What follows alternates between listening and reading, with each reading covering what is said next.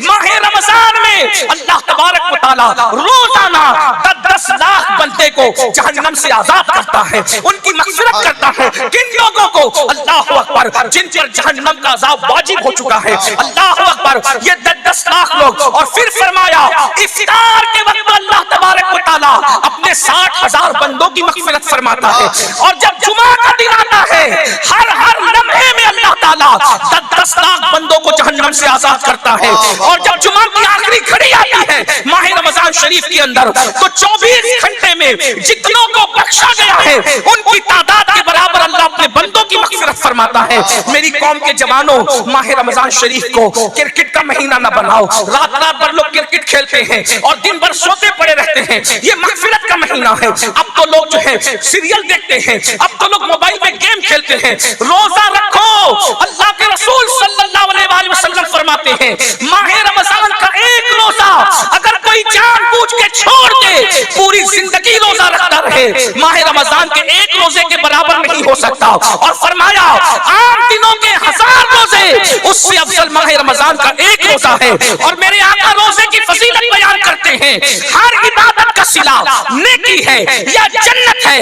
نماز پڑھو نیکی ملے گی یا جنت ملے گی، عبادت کرو نیکی ملے گی یا جنت ملے گی، حج کرو نیکی ملے گی جنت ملے گی، قربانی دو نیکی ملے گی جنت ملے گی، صدقہ دو نیکی ملے گی جنت ملے گی، ماں باپ کی خدمت کرو نیکی ملے گی جنت ملے گی۔ مگر روزہ کیا ہے؟ میرے آقا فرماتے ہیں، اللہ فرماتا ہے روزہ میرے لیے ہے اور میں ہی اس کی جزا ہوں، یعنی روزے دار کو خدا مل جائے گا۔ آقا ارشاد فرماتے ہیں روزے دار کو 2 خوشیاں نصیب ہوتی ہیں، ایک افطار کے وقت ہوتی ہے اور دوسرا لقائے رحمان کے وقت ہوتی ہے، یعنی روزے داروں کو اللہ کے دیدار کا شربت پلایا جائے گا۔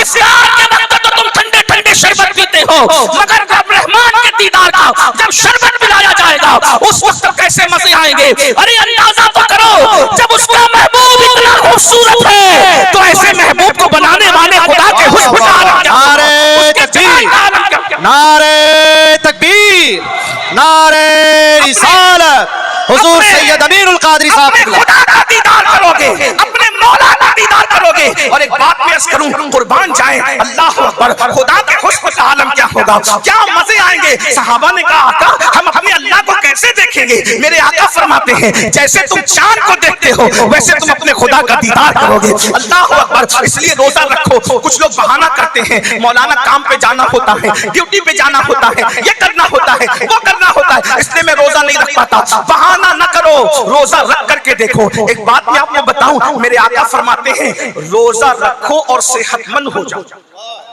اگر علامہ روح الامین صاحب کو اور موقع ملتا تو وہ نماز پہ آتے، روزے پر بھی آتے۔ آج کل لوگ بہانہ کرتے ہیں کہ میں آپ کو بتاؤں آج پوری دنیا کے حکیم اور ڈاکٹر صحت کے لیے فاسٹنگ پر زور دے رہے ہیں۔ فاسٹنگ کرو، فاسٹنگ کرو، وزن کم کرنا ہے تو فاسٹنگ کرو، بیماریوں سے بچنا ہے تو یہ لوگ آج فاسٹنگ کی بات کر رہے ہیں۔ اللہ کے رسول صلی اللہ علیہ وآلہ وسلم نے 1450 سال پہلے فرمایا روزہ رکھو صحت مند ہو جاؤ۔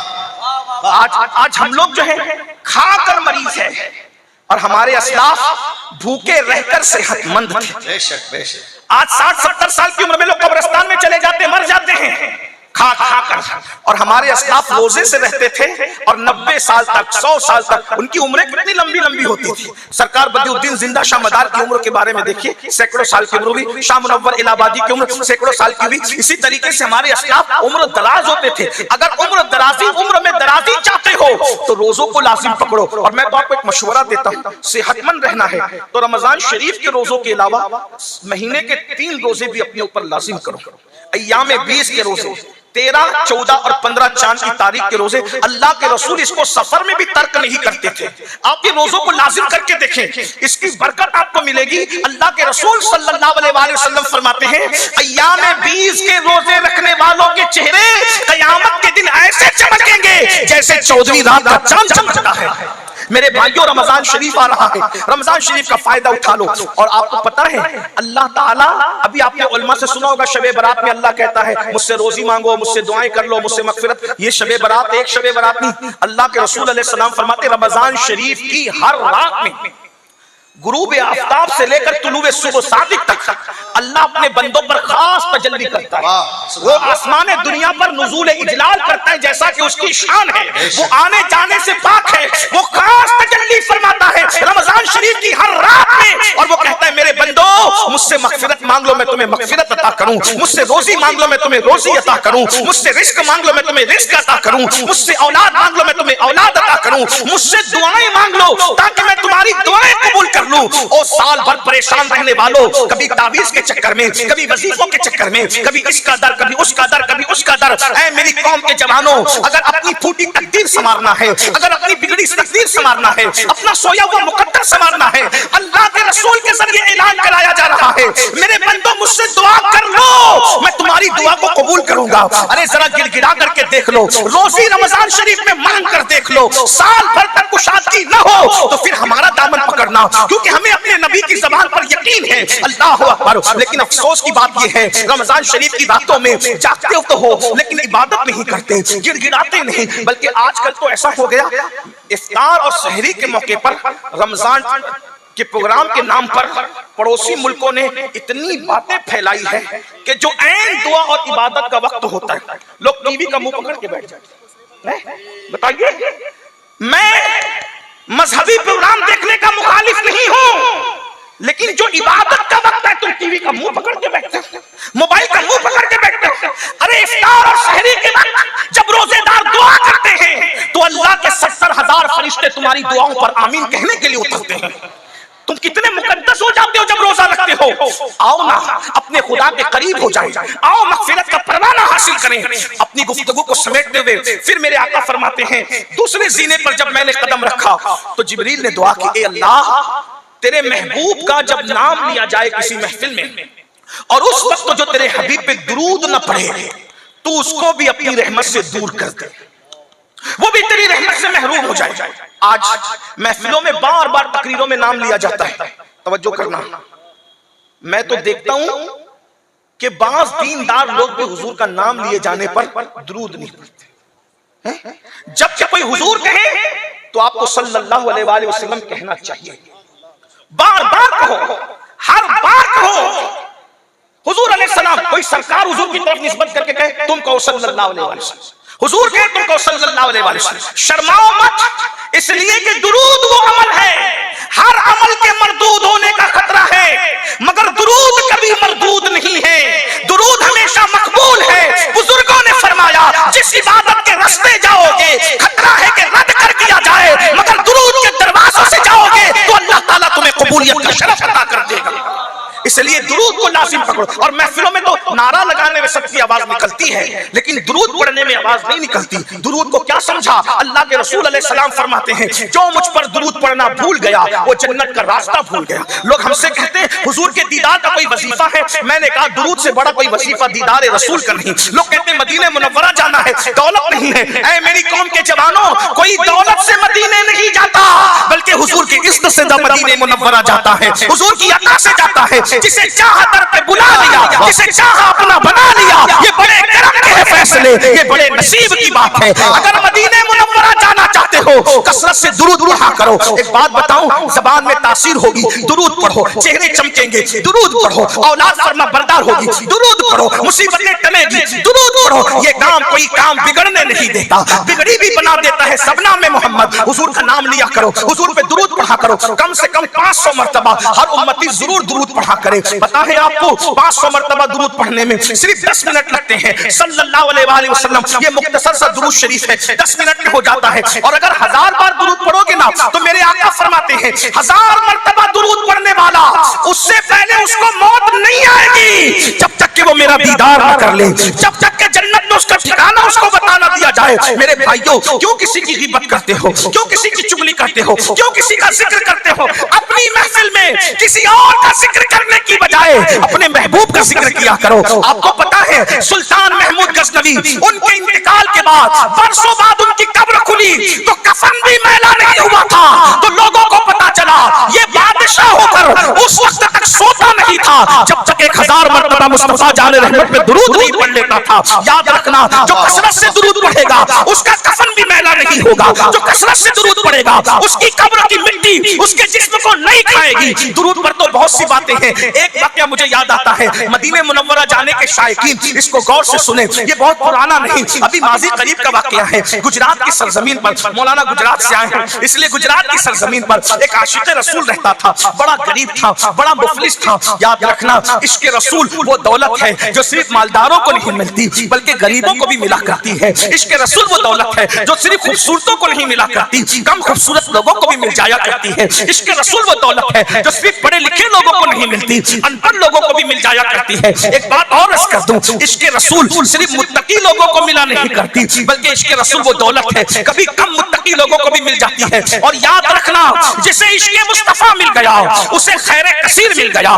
इश्क से बड़ी दुनिया में कोई दौलत है ही नहीं। बल्कि ये सुन ले, जो आशिक रसूल बन जाता है वो फरिश्तों के आगे निकल जाता है। जहां फरिश्तों की हदें परवाज़ खत्म हो जाती है, कभी कभी आशिक उसके आगे निकल जाता है। ये तो अपना अपना है हौसला, ये तो अपनी अपनी उड़ान है। कोई ढके रह गया पाम तक, कोई कोई पेशा से गुजर गया। हुजूर पे दुरूद पढ़ा करो। वो संग तराश था, संग तराश समझते हो यानी पत्थर तराशने वाला। दुरूद शरीफ की किताब है जिसका नाम दलाइलुल खैरात है, उसको पूरी दलाइलुल खैरात ज़बानी याद थी।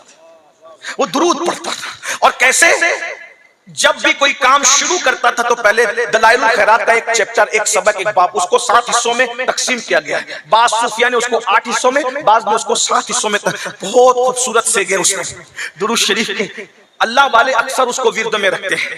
मैं अपने बुजुर्गों से गुजारिश करूंगा, हालांकि मैं इनका छोटा भाई, इनका नालैन बरदार हूं, उलमा से कहता हूं बहुत मसरूफ रहते हैं, हो सके तो दलाइलुल खैरात शरीफ को अपने ऊपर लाजिम करो। सिर्फ 10 मिनट लगते हैं एक चैप्टर पढ़ने में, और जब आप पढ़ने के आदी हो जाते हैं तो कभी 6 और 7 मिनट में भी निपट जाता है। दुरूद शरीफ की किताब दलाइलुल खैरात को अपने वजीर, इस किताब को पढ़ने वाले वली बने, बहुत बड़ी चीज है ये, बहुत बड़ी चीज। मेरे भाई, जिस दुरूद को पढ़ने से शहद की मक्खियां कड़वे कसीले फूलों को शहद में तब्दील कर देती है, उस दुरूद की बरकत से हमारा कौन सा मसला हल नहीं हो सकता। हुजूर से अपने रिश्ते को मजबूत करना है तो दुरूद पढ़ो, दुरूद दुरूद दुरूद। बल्कि शेख मुहक्किक अब्दुल हक मुहद्दिस देहलवी कहते हैं, दुरूद के रंग में इतना रंग जाओ कि सोते रहो तो भी तुम्हारा दिल दुरूद पढ़ता रहे। दुरूद के फजाइल कभी खत्म नहीं हो सकते। दुरूद फिर दुरूद है, दुरूद सिर्फ दुरूद है। एक बार दुरूद की तरफ आकर के देखो, दुरूद शरीफ पढ़ कर देखो। तो वो संग तराश था, पत्थर तराशने से पहले रोजाना हर एक चैप्टर, दूसरा पत्थर तराशना, दूसरा चैप्टर पढ़ा, दूसरा बाब पढ़ा, तीसरा पत्थर तराश, वो पढ़ता रहता था, पत्थर तराशता है। और उसको जब दुरूद पढ़ता है ना तो आदमी हुजूर याद आता है, और जब हुजूर याद आते हैं, हुजूर कब याद आते हैं, मैं अक्सर कहता हूं पहले वो हमें याद करते हैं फिर वो हमें याद आते हैं। सिल्लीगुड़ी वालों, वो तो हमें हमेशा याद ही करते हैं। ये तो और बात है कि हम उन्हें भूल गए। जो न भूला हम फकीरों को रजा, याद उसकी अपनी आदत कीजिए। हुजूर को याद करते रहो, फिर देखो नसीबा कैसे चमकता है। क्या हुआ, रो रहा है, हुजूर की याद में रो रहा। और हुजूर के इश्क में रोने से बड़ी भी कोई इबादत नहीं है। बार रोते रोते आंख लगी तो क्या देखा, एक तख्त बिछा है। अल्लाह के रसूल उसके ख्वाब में तशरीफ लाए और उससे कहते हैं, ए नौजवान, मेरे गुंबद का किंगरा टूट गया है, तुम आओ और आकर उसको तामीर करो। ये दीवाना जैसे ही हुजूर की तरफ से दावत सुनता है, ख्वाब में आंख खुल जाती है और पूरा घर खुशबू से मुअत्तर था। दीवाने ने आओ देखा ना ताव देखा, झोला उठाया, उठाकर कंधे पे डाला और बंदरगाह की तरफ चल पड़ा। न टिकट है न पैसे हैं, उस जमाने में वीजा और पासपोर्ट का सिस्टम नहीं था। अल्लाह अकबर, वो निकला तो क्या देखा, एक जहाज है जो जिद्दा की तरफ जा रहा है, मगर मल्लाह के लाख कोशिश करने पर वो जहाज आगे बढ़ने को तैयार नहीं है। अल्लाह अल्लाह, अंदाजा तो फरमाए, मेरे नबी के इख्तियार फिर इख्तियार है। अरे जो हवाओं को रोक दे, जो चांद के टुकड़े कर दे, जो सूरज को पलटा दे, उसके लिए जहाज को रोकना कौन सी बड़ी बात है। अल्लाह अल्लाह, मेरे नबी के इख्तियार का आलम तो ये है, जहां में उनकी चलती है वो दम में क्या से क्या कर दे, जहां में उनकी चलती है वो दम में यहाँ से क्या कर दे, ज़मीन को आसमां कर दे, सुरैया को सरा कर दे, ज़मीन को आसमां कर दे, सुरैया को सरा कर दे। अल्लाह अल्लाह, जहाज रुका है, कोशिशें हो रही है, जहाज आगे बढ़ने को तैयार नहीं। अल्लाह अकबर, इस दीवाने को बोझल कदमों से लोगों ने जहाज की तरफ आता देखा। अल्लाह ने कहा कि कोई नूरानी सूरत वाला एक अल्लाह का फकीर मालूम होता है, इसीलिए शायद जहाज नहीं चल रहा है। उससे पूछा किधर का इरादा है, उसने कहा मदीने जाना है। जहाज जिद्दा जा रहा था, उसने कहा मदीने जाना है। आशिकों की तबीयत यही है, काबे का नाम तक न लिया, तैबा ही कहा। जिसने कहा था मुझसे कि नुहसत किधर की है, उसके तुफैल हज भी खुदा ने करा दिए। असले मुराद हाज़री उस बात दर की है, मदीने जाना है, मदीने जाना है। आओ बैठो। जैसे ही जहाज के अंदर उस आशिक को बिठाया, थोड़ी सी हरकत पर जहाज चलने लगा। अब जरा तवज्जो करना, आशिक सर झुकाकर बैठा है। दिन तेजी के साथ गुजरते नहीं है, इसलिए कि हिज्र के लम्हात बहुत जल्दी नहीं गुजरा करते, वस्ल के लम्हात बहुत तेजी से गुजरते हैं। आप जानते हैं, हम जैसे गिरे पड़े लोग मदीने मुनव्वरा जाते हैं तो दिल चाहता है कि उड़ करके चले जाएं। वो तो बहुत बड़ा आशिक था, वो तो सच्चा आशिक रसूल था, उसके लिए बहुत बार हो रहा था। बहरहाल जिद्दा के करीब जब जहाज पहुंचा, इसको ख्याल आया सब तो उसके मौल्लिम लेने आएंगे, मेरा तो कोई मौल्लिम ही नहीं है, मुझे कौन लेने आएगा। लेकिन जैसे ही जहाज से उतर रहे थे, हैरत हुई कि मदीने मुनव्वरा के गवर्नर, मदीने मुनव्वरा के खलीफा वहां पर मौजूद है और हर आने वाले से पूछते हैं, गुजरात से संग तराश तुम हो, गुजरात के संग तराश तुम हो, गुजरात के। सब लोग बढ़ते जाते हैं, आखिर ये झोला लेकर फटे पुराने कपड़े पर अल्लाह अकबर, अल्लाह का फकीर आशिक रसूल दुरूद पढ़ते निकला। तो कहा तुम संग तराश हो, गुजरात से आने वाले हो। हाँ मैं ही हूँ, लेकिन तुम्हें कैसे पता कि मैं संग तराश गुजरात से आने वाला हूँ। अल्लाह अकबर, और तुम कौन हो? उन्होंने कहा मैं शरीफ मदीना हूँ, मदीने मुनव्वरा का गवर्नर हूँ। मदीने का गवर्नर मेरे लिए पूछ रहा है, आखिर तुम्हें पता कैसे चला कि मैं गुजरात का संग तराश हूँ? कहा सुनो, ख्वाब में मुस्तफा जाने रहमत तशरीफ लाए थे और मेरे आका ने फरमाया, शरीफ मदीना अगर मुझे अपना मेहमान बनाना चाहते हो तो मेरा एक आशिक संग तराश गुजरात से आ रहा है, उसकी खिदमत करना गोया तुमने मेरी मेहमान बनाना, गोया कि तुमने मुझे अपना मेहमान बना लिया। अल्लाह अकबर, आशिक सो रो पड़ा। मैं तो सोच रहा था मुझे जिद्दा से कौन ले जाएगा, मगर वारे मुस्तफा जान रहमत तुम्हारी मेहमानी पर कुर्बान, तुम्हारी शान मेजबानी पर कुर्बान। वक्त के ताजदार को एक फकीर के लिए साहिल समुंदर पे खड़ा कर दिया और उसके बाद शरीफ मदीना पूरे ठाट बाट के साथ उस आशिक रसूल को मदीने मुनव्वरा ले जाता है। ये खा ले, ये कर ले, वो कर ले, कुछ नहीं, मैं जिस काम के लिए आया हूँ उसी काम से मुझे जाना है। क्या काम से आए हो? हुजूर ने फरमाया, मेरा किंगरा टूट गया है, गुंबद का तुम्हें तामीर करना है। अरे करोड़ों उम्मतियों में किंगरे की तामीर के लिए निगाह किस पे पड़ रही है? दुरूद पढ़ने वाले आशिक पे पड़ रही है, हुजूर के डंके बजाने वाले आशिक पे पड़ रही है। अल्लाह अकबर, वो फिर आशिक रसूल गुस्ल करता है, अपने फटे पुराने कपड़े पहनता है और साजो सामान लेकर गुंबद की तरफ चढ़ता है। हाय हाय, हजारों अक़ताब व अब्दाल निगाहों से जिस गुंबद को बोसा देते हैं,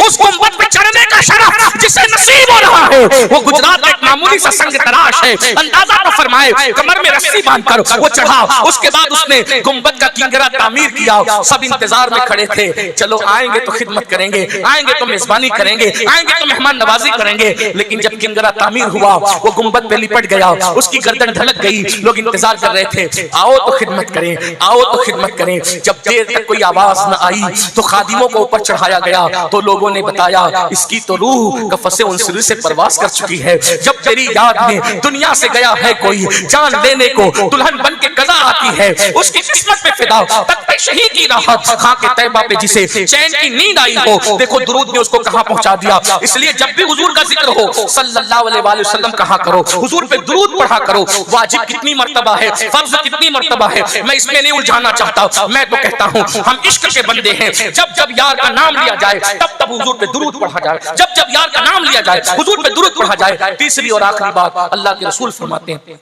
जब मैं तीसरे जीने पे मैंने कदम रखा तो जिब्रील ने कहा, या अल्लाह, जो अपने माँ बाप में से किसी को बुढ़ापे में पाए, एक को या दोनों को, और उनकी खिदमत करके वो अपने ऊपर जन्नत लाजिम न कर ले तो उनको भी अपनी रहमत से दूर कर दे।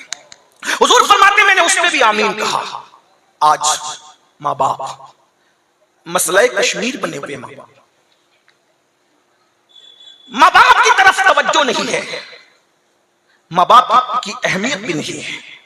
ماں باپ سے تعلق بھی قلبی نہیں ہے، بلکہ حالات یہ ہیں اگر پکنک پر جانا ہو، پارٹی میں جانا ہو، دوستوں کے ساتھ کھیل کود کے لیے جانا ہو، کافی پی رہے ہیں، چائے پی رہے ہیں، کھانا کھا رہے ہیں، تو ہر دوست اپنی جیب سے پیسے نکالتا ہے یا کارڈ نکالتا ہے، میں بل دوں گا، میں بل دوں گا، میں بل دوں گا.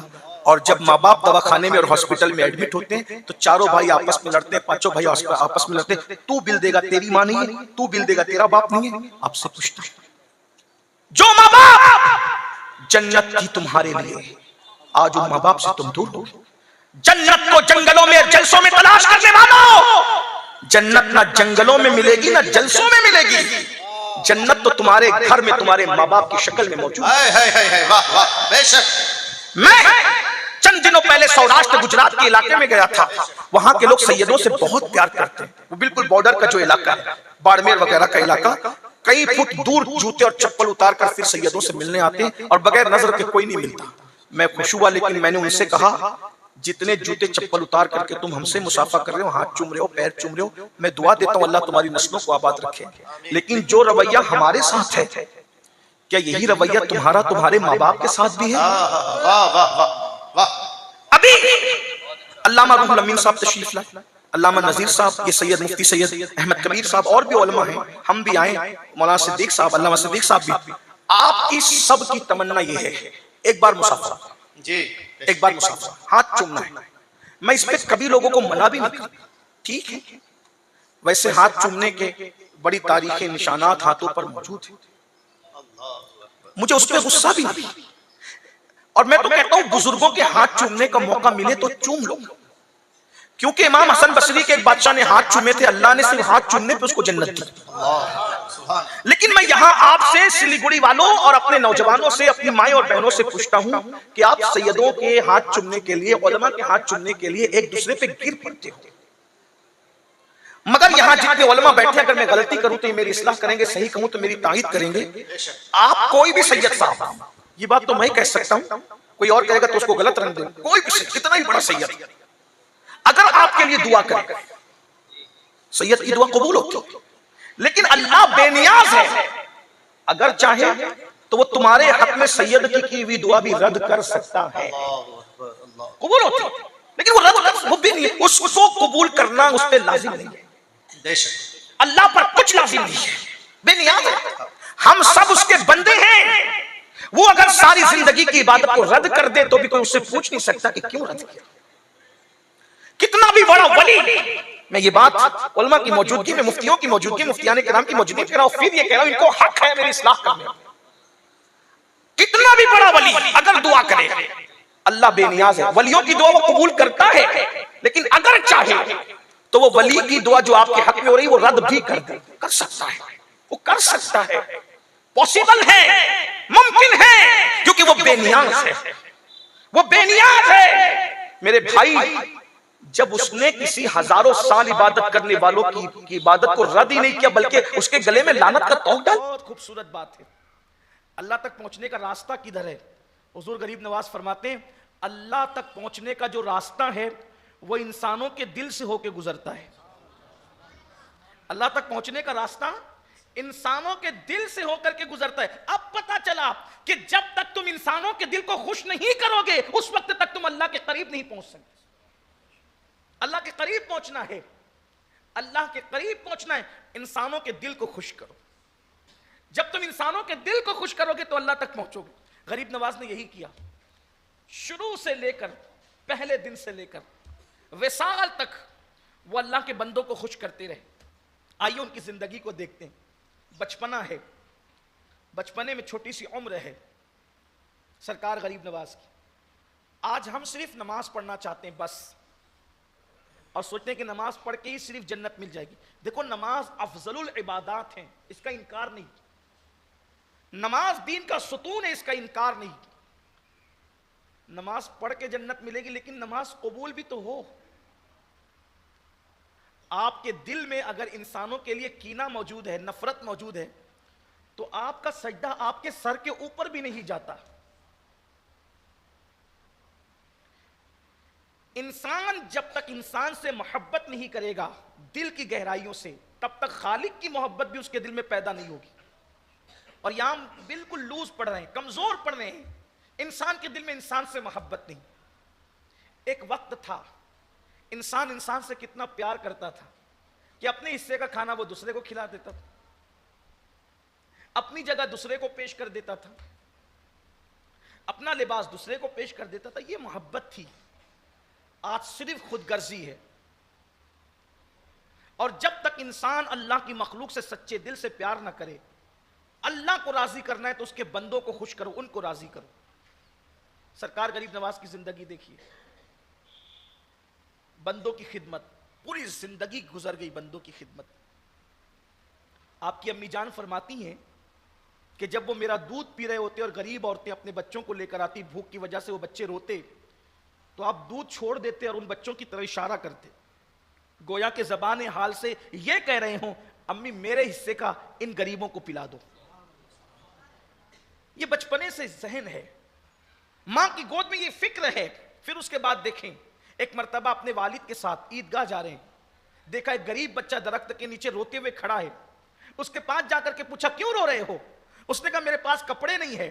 اسی وقت اپنا کرتا اتار کے اس کو پہنا دیا, اور اس کے بعد گھر آ کر کے پرانے کپڑے پہن کر عیدگاہ تشریف لے گئے.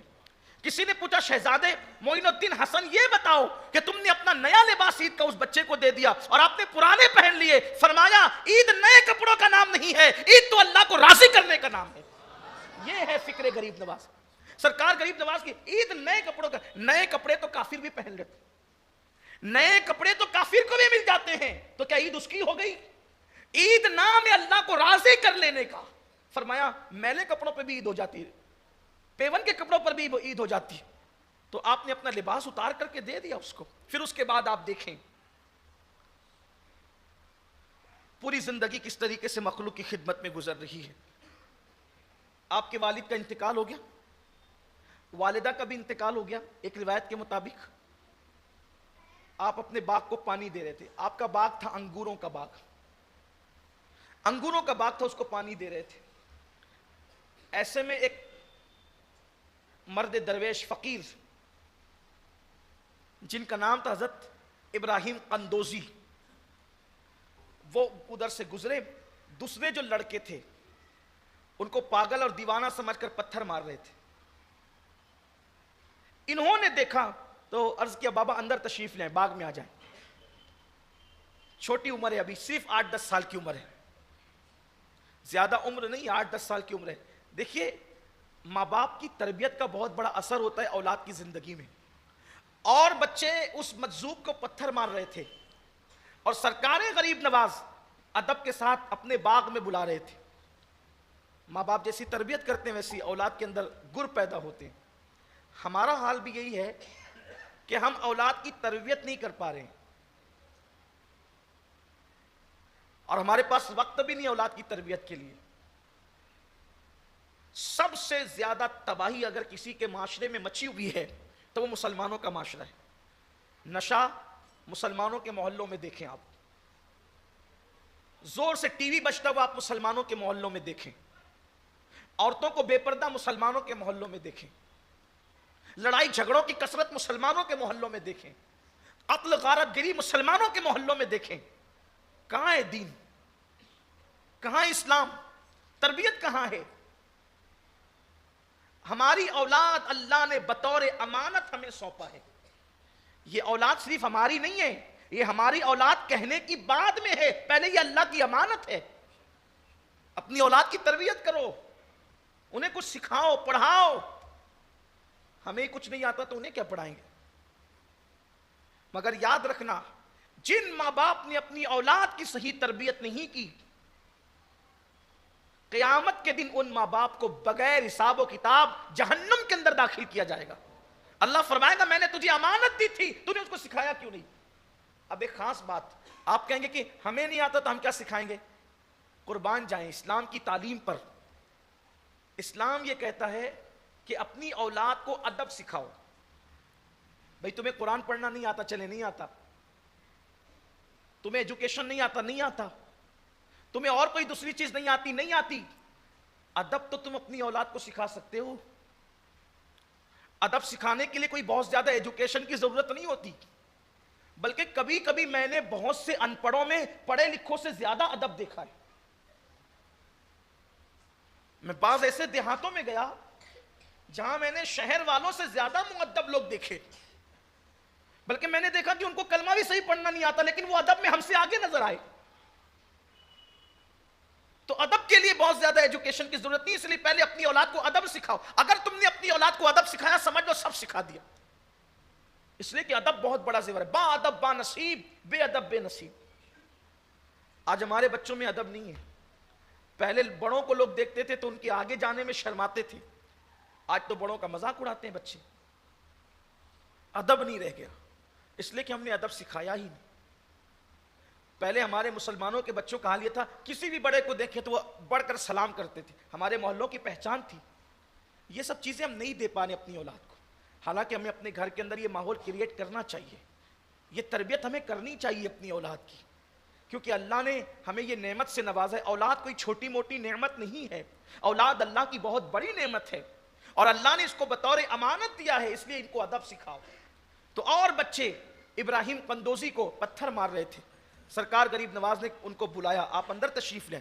وہ اندر آئے، آنے کے بعد جو انگور کے بہترین خوشے تھے وہ سرکار غریب نواز نے ان کے سامنے رکھے، انہوں نے کھایا، اور یہ ادب کی ابراہیم قندوزی کو بہت پسند آئی۔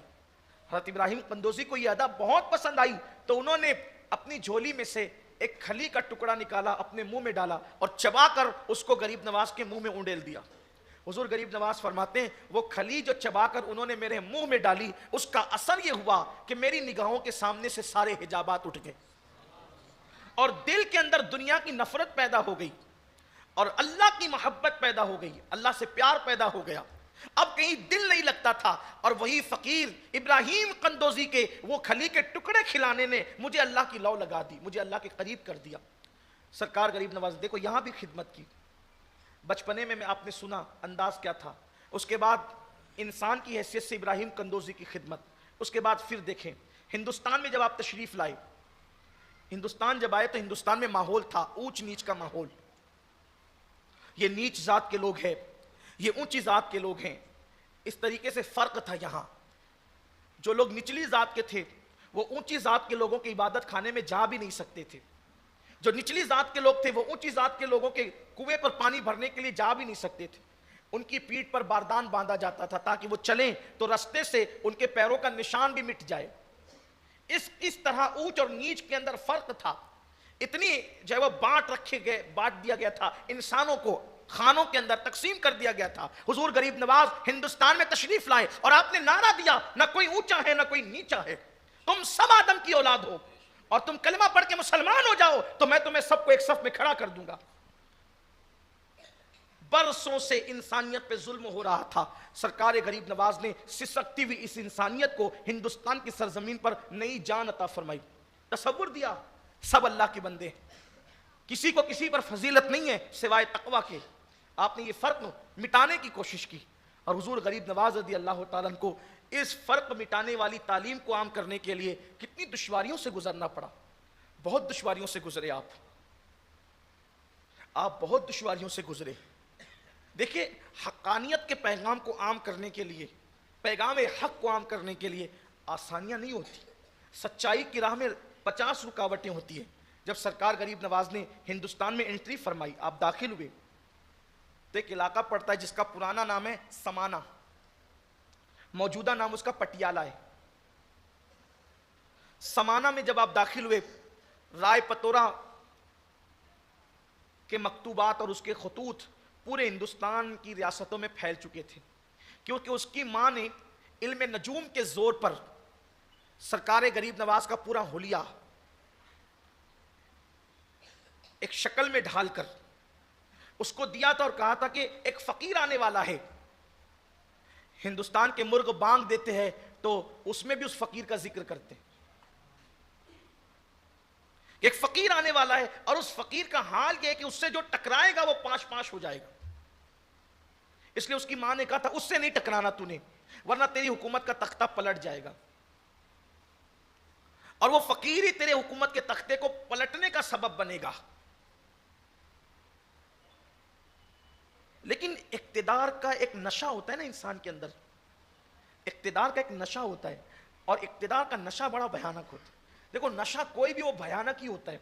اقتدار کا نشہ بھیانک, علم کا نشہ بھیانک, جوانی کی طاقت کا نشہ بھیانک, کوئی نشہ بہت بھیانک, دولت کا نشہ بھیانک, شہرت کا نشہ بھیانک, یہ آدمی کو آخر لے گرتا ہے.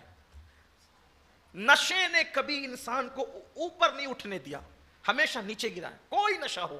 اس لیے ہر نشے سے بچو, چاہے وہ گھمنڈ کا نشہ ہو, چاہے وہ عزت کا نشہ ہو, چاہے وہ علم کا نشہ ہو, چاہے وہ جوانی کا نشہ ہو, چاہے وہ طاقت و قوت کا نشہ ہو, ہر نشے سے بچو. تباہی ہے نشے کے اندر, اور سب سے بڑی تباہی تو پھر شراب کے نشے میں. آج کل تو چھوٹی چھوٹی عمر کے ہمارے جوان نشہ کرتے ہیں, اور مسلم محلوں میں نشے کو بہت سستا کر کے بیچا جا رہا ہے, اور بہت ہلکی چیزیں جو سستے میں فراہم ہوتی ہے وہ بہت نقصان دہ ہوتی. لیکن میری قوم کے وہ جوان جو ان کی صحبت میں بیٹھتے ہیں, ان لڑکوں کی صحبت میں بیٹھتے ہیں جو لڑکے نشہ کرتے ہیں, میں ان کو ہاتھ جوڑ کر کہتا ہوں خدا کے لیے ان سے بچو. اللہ کے نبی صلی اللہ علیہ وآلہ وسلم نے نشہ کرنے والے کی صحبت میں بیٹھنے سے بھی منع فرمایا ہے. جو لوگ کتا گولی کھاتے ہیں, جو شراب پیتے کو قرضہ دیتا, اس کا انجام کیا ہے؟ آپ اس کو سنیں گے تو آپ کو حیرت ہوگی کہ ہم کیا کر رہے ہیں اور ہماری قوم کہاں جا رہی ہے. جب یہ حدیث پاک میں نے پڑھی تو میری عقل دنگ رہ گئی کہ اللہ کے رسول صلی اللہ علیہ وآلہ وسلم کی اگر اس حدیث پر ہم نے عمل کیا ہوتا تو میں سمجھتا ہوں کہ ہم نشے پر بہت کنٹرول کر سکتے تھے. اللہ کے رسول صلی اللہ علیہ وآلہ وسلم نے جو ارشاد فرمایا ہے نا کہ نشہ کرنے والوں کے ساتھ ہمارا سلوک کیا ہونا چاہیے. ام المومنین حضرت عائشہ صدیقہ رضی اللہ تعالیٰ عنہ اس کی راوی ہے. دل کے کانوں سے سننا. ہم لوگ سوچے ارے یار انسان ہے, چلو اس کی مدد کر دیتے ہیں, اس کو قرضہ دے دیتے ہیں, اس کے ساتھ اچھا سلوک کر لیتے ہیں. دیکھیے انسانیت کا درس ہم دے رہے ہیں. ابھی میں نے آپ کو بتایا نا کہ اللہ تک پہنچنے کا راستہ لوگوں کے دل سے ہو کر کے گزرتا ہے, لیکن کچھ لوگوں کے ساتھ سختی کرنا چاہیے, کچھ لوگوں کے ساتھ سختی کرنا چاہیے. مثال کے طور پہ ایک بچہ ہے, وہ اسکول نہیں جا رہا ہے, اب اس کا باپ اس کو مار رہا ہے. بولو وہ ظلم کر رہا ہے کہ اچھا کر رہا ہے؟ اچھا کر رہا ہے, حالانکہ وہ مار رہا ہے. مارنا ظلم نہیں, مارنا ظلم نہیں. آپ کہیں گے بالکل ظلم ہے, لیکن جس مقصد کے لیے وہ مار رہا ہے وہ مقصد اچھا ہے, اس لیے اب ظلم نہیں ہوا. کیوں؟ اس لیے کہ وہ اسکول نہیں جا رہا ہے. اسکول نہیں جائے گا تو وہ جاہل رہ جائے گا, ان پڑھ رہ جائے گا, اور اگر وہ ان پڑھ رہ گیا تو پھر وہ تباہ و برباد ہو جائے گا. اب اس کو پڑھانے کے لیے اگر اس پر سختی کی جا رہی ہے تو یہ ظلم نہیں بلکہ اس کے ساتھ محبت کا ایک انداز ہے. تو ایسے ہی لوگ نشہ کر رہے ہیں اور ہم ان کا کوئی بائیکاٹ نہیں کر رہے ہیں, ہم ان کا سوشل بائیکاٹ نہیں کر رہے ہیں, ان سے رشتے ہم نے ملا کر کے رکھا ہے. اگر ہم ان کا بائیکاٹ کریں گے تو کم سے کم لوگ بائیکاٹ کے ڈر سے نشہ چھوڑ دیں گے اور بولو یہ ظلم نہیں ہوگا بلکہ محبت کا ایک انداز ہوگا. اسی لیے اللہ کے رسول صلی اللہ علیہ وآلہ وسلم نے نشہ کرنے والوں کے ساتھ ہمیں کیا حکم عطا فرمایا. میرے آقا علیہ الصلوۃ و تسلیم فرماتے ہیں, ام المومنین حضرت عائشہ صدیقہ اس کی راوی ہے, آقا ارشاد فرماتے ہیں جس نے شرابی کو ایک لقمہ کھانے کے لیے دیا, جس نے شرابی کو, نشہ کرنے والے کو ایک لقمہ کھانے کے لیے دیا, تو اللہ کے حبیب علیہ السلام فرماتے ہیں اللہ اس لقمہ کھلانے والے کے جسم پر سانپ اور بچھو مسلط فرمائے گا. قیامت کے دن اس کے جسم پر سانپ اور بچھو اللہ مسلط فرمائے گا اور اللہ اس کی کوئی حاجت پوری نہیں فرمائے گا. یعنی اگر نشہ کرنے والا بھیک مانگ رہا ہے مت دو اس کو, کھانا مانگ رہا ہے اس کو مت دو کھانا, اس کا بائیکاٹ کرو. جب پیٹ میں بھوک پڑے گی سدھرے گا, اور اس کو سدھارنے کی نیت سے نہیں دو گے نا تو انشاءاللہ اس پر بھی آپ کو ثواب ملے گا.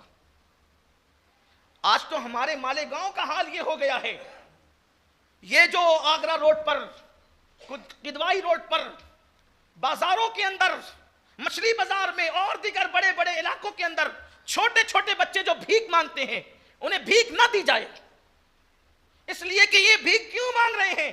ان کے ماں باپ نے ان کو بھیک مانگنے کے لیے بھیجا ہے, اور یہ بھیک مانگ کے دن بھر کما کے لے جاتے ہیں اور ان کا باپ بیٹھ کر کے وہاں جوئے میں اڑا دیتا ہے, نشے میں اڑا دیتا ہے. تم اپنی محنت کی اور حلال کی کمائی کو اس طریقے سے ضائع مت کرو. بھیک کس کو دیں یہ بھی تو سیکھو. بھیک ایک صدقہ ہے جو ہم کسی کو مدد کے لیے دیتے ہیں. آج میں آپ سے یہ دل کی بات کہنا چاہتا ہوں, بھیک ایک صدقہ ہے, ہم مدد کے لیے دیتے ہیں, نفلی صدقہ. اور نفلی صدقہ آپ کسی کو بھی دے سکتے ہیں. آپ اپنے پیسے سے جوئے کو فروغ کیوں دے رہے ہو؟ آپ اپنے پیسے سے نشے کو فروغ کیوں دے رہے ہو؟ ان چھوٹے چھوٹے بچوں کو بھیک مت دو, بلکہ اگر بھیک دے رہے ہو آپ ان کو بھیک مانگنے پر, بھکاری بنانے پر مدد کر رہے ہو. آپ کو بچوں کو کہنا چاہیے کہ آپ کام کریں یا پڑھائی کریں.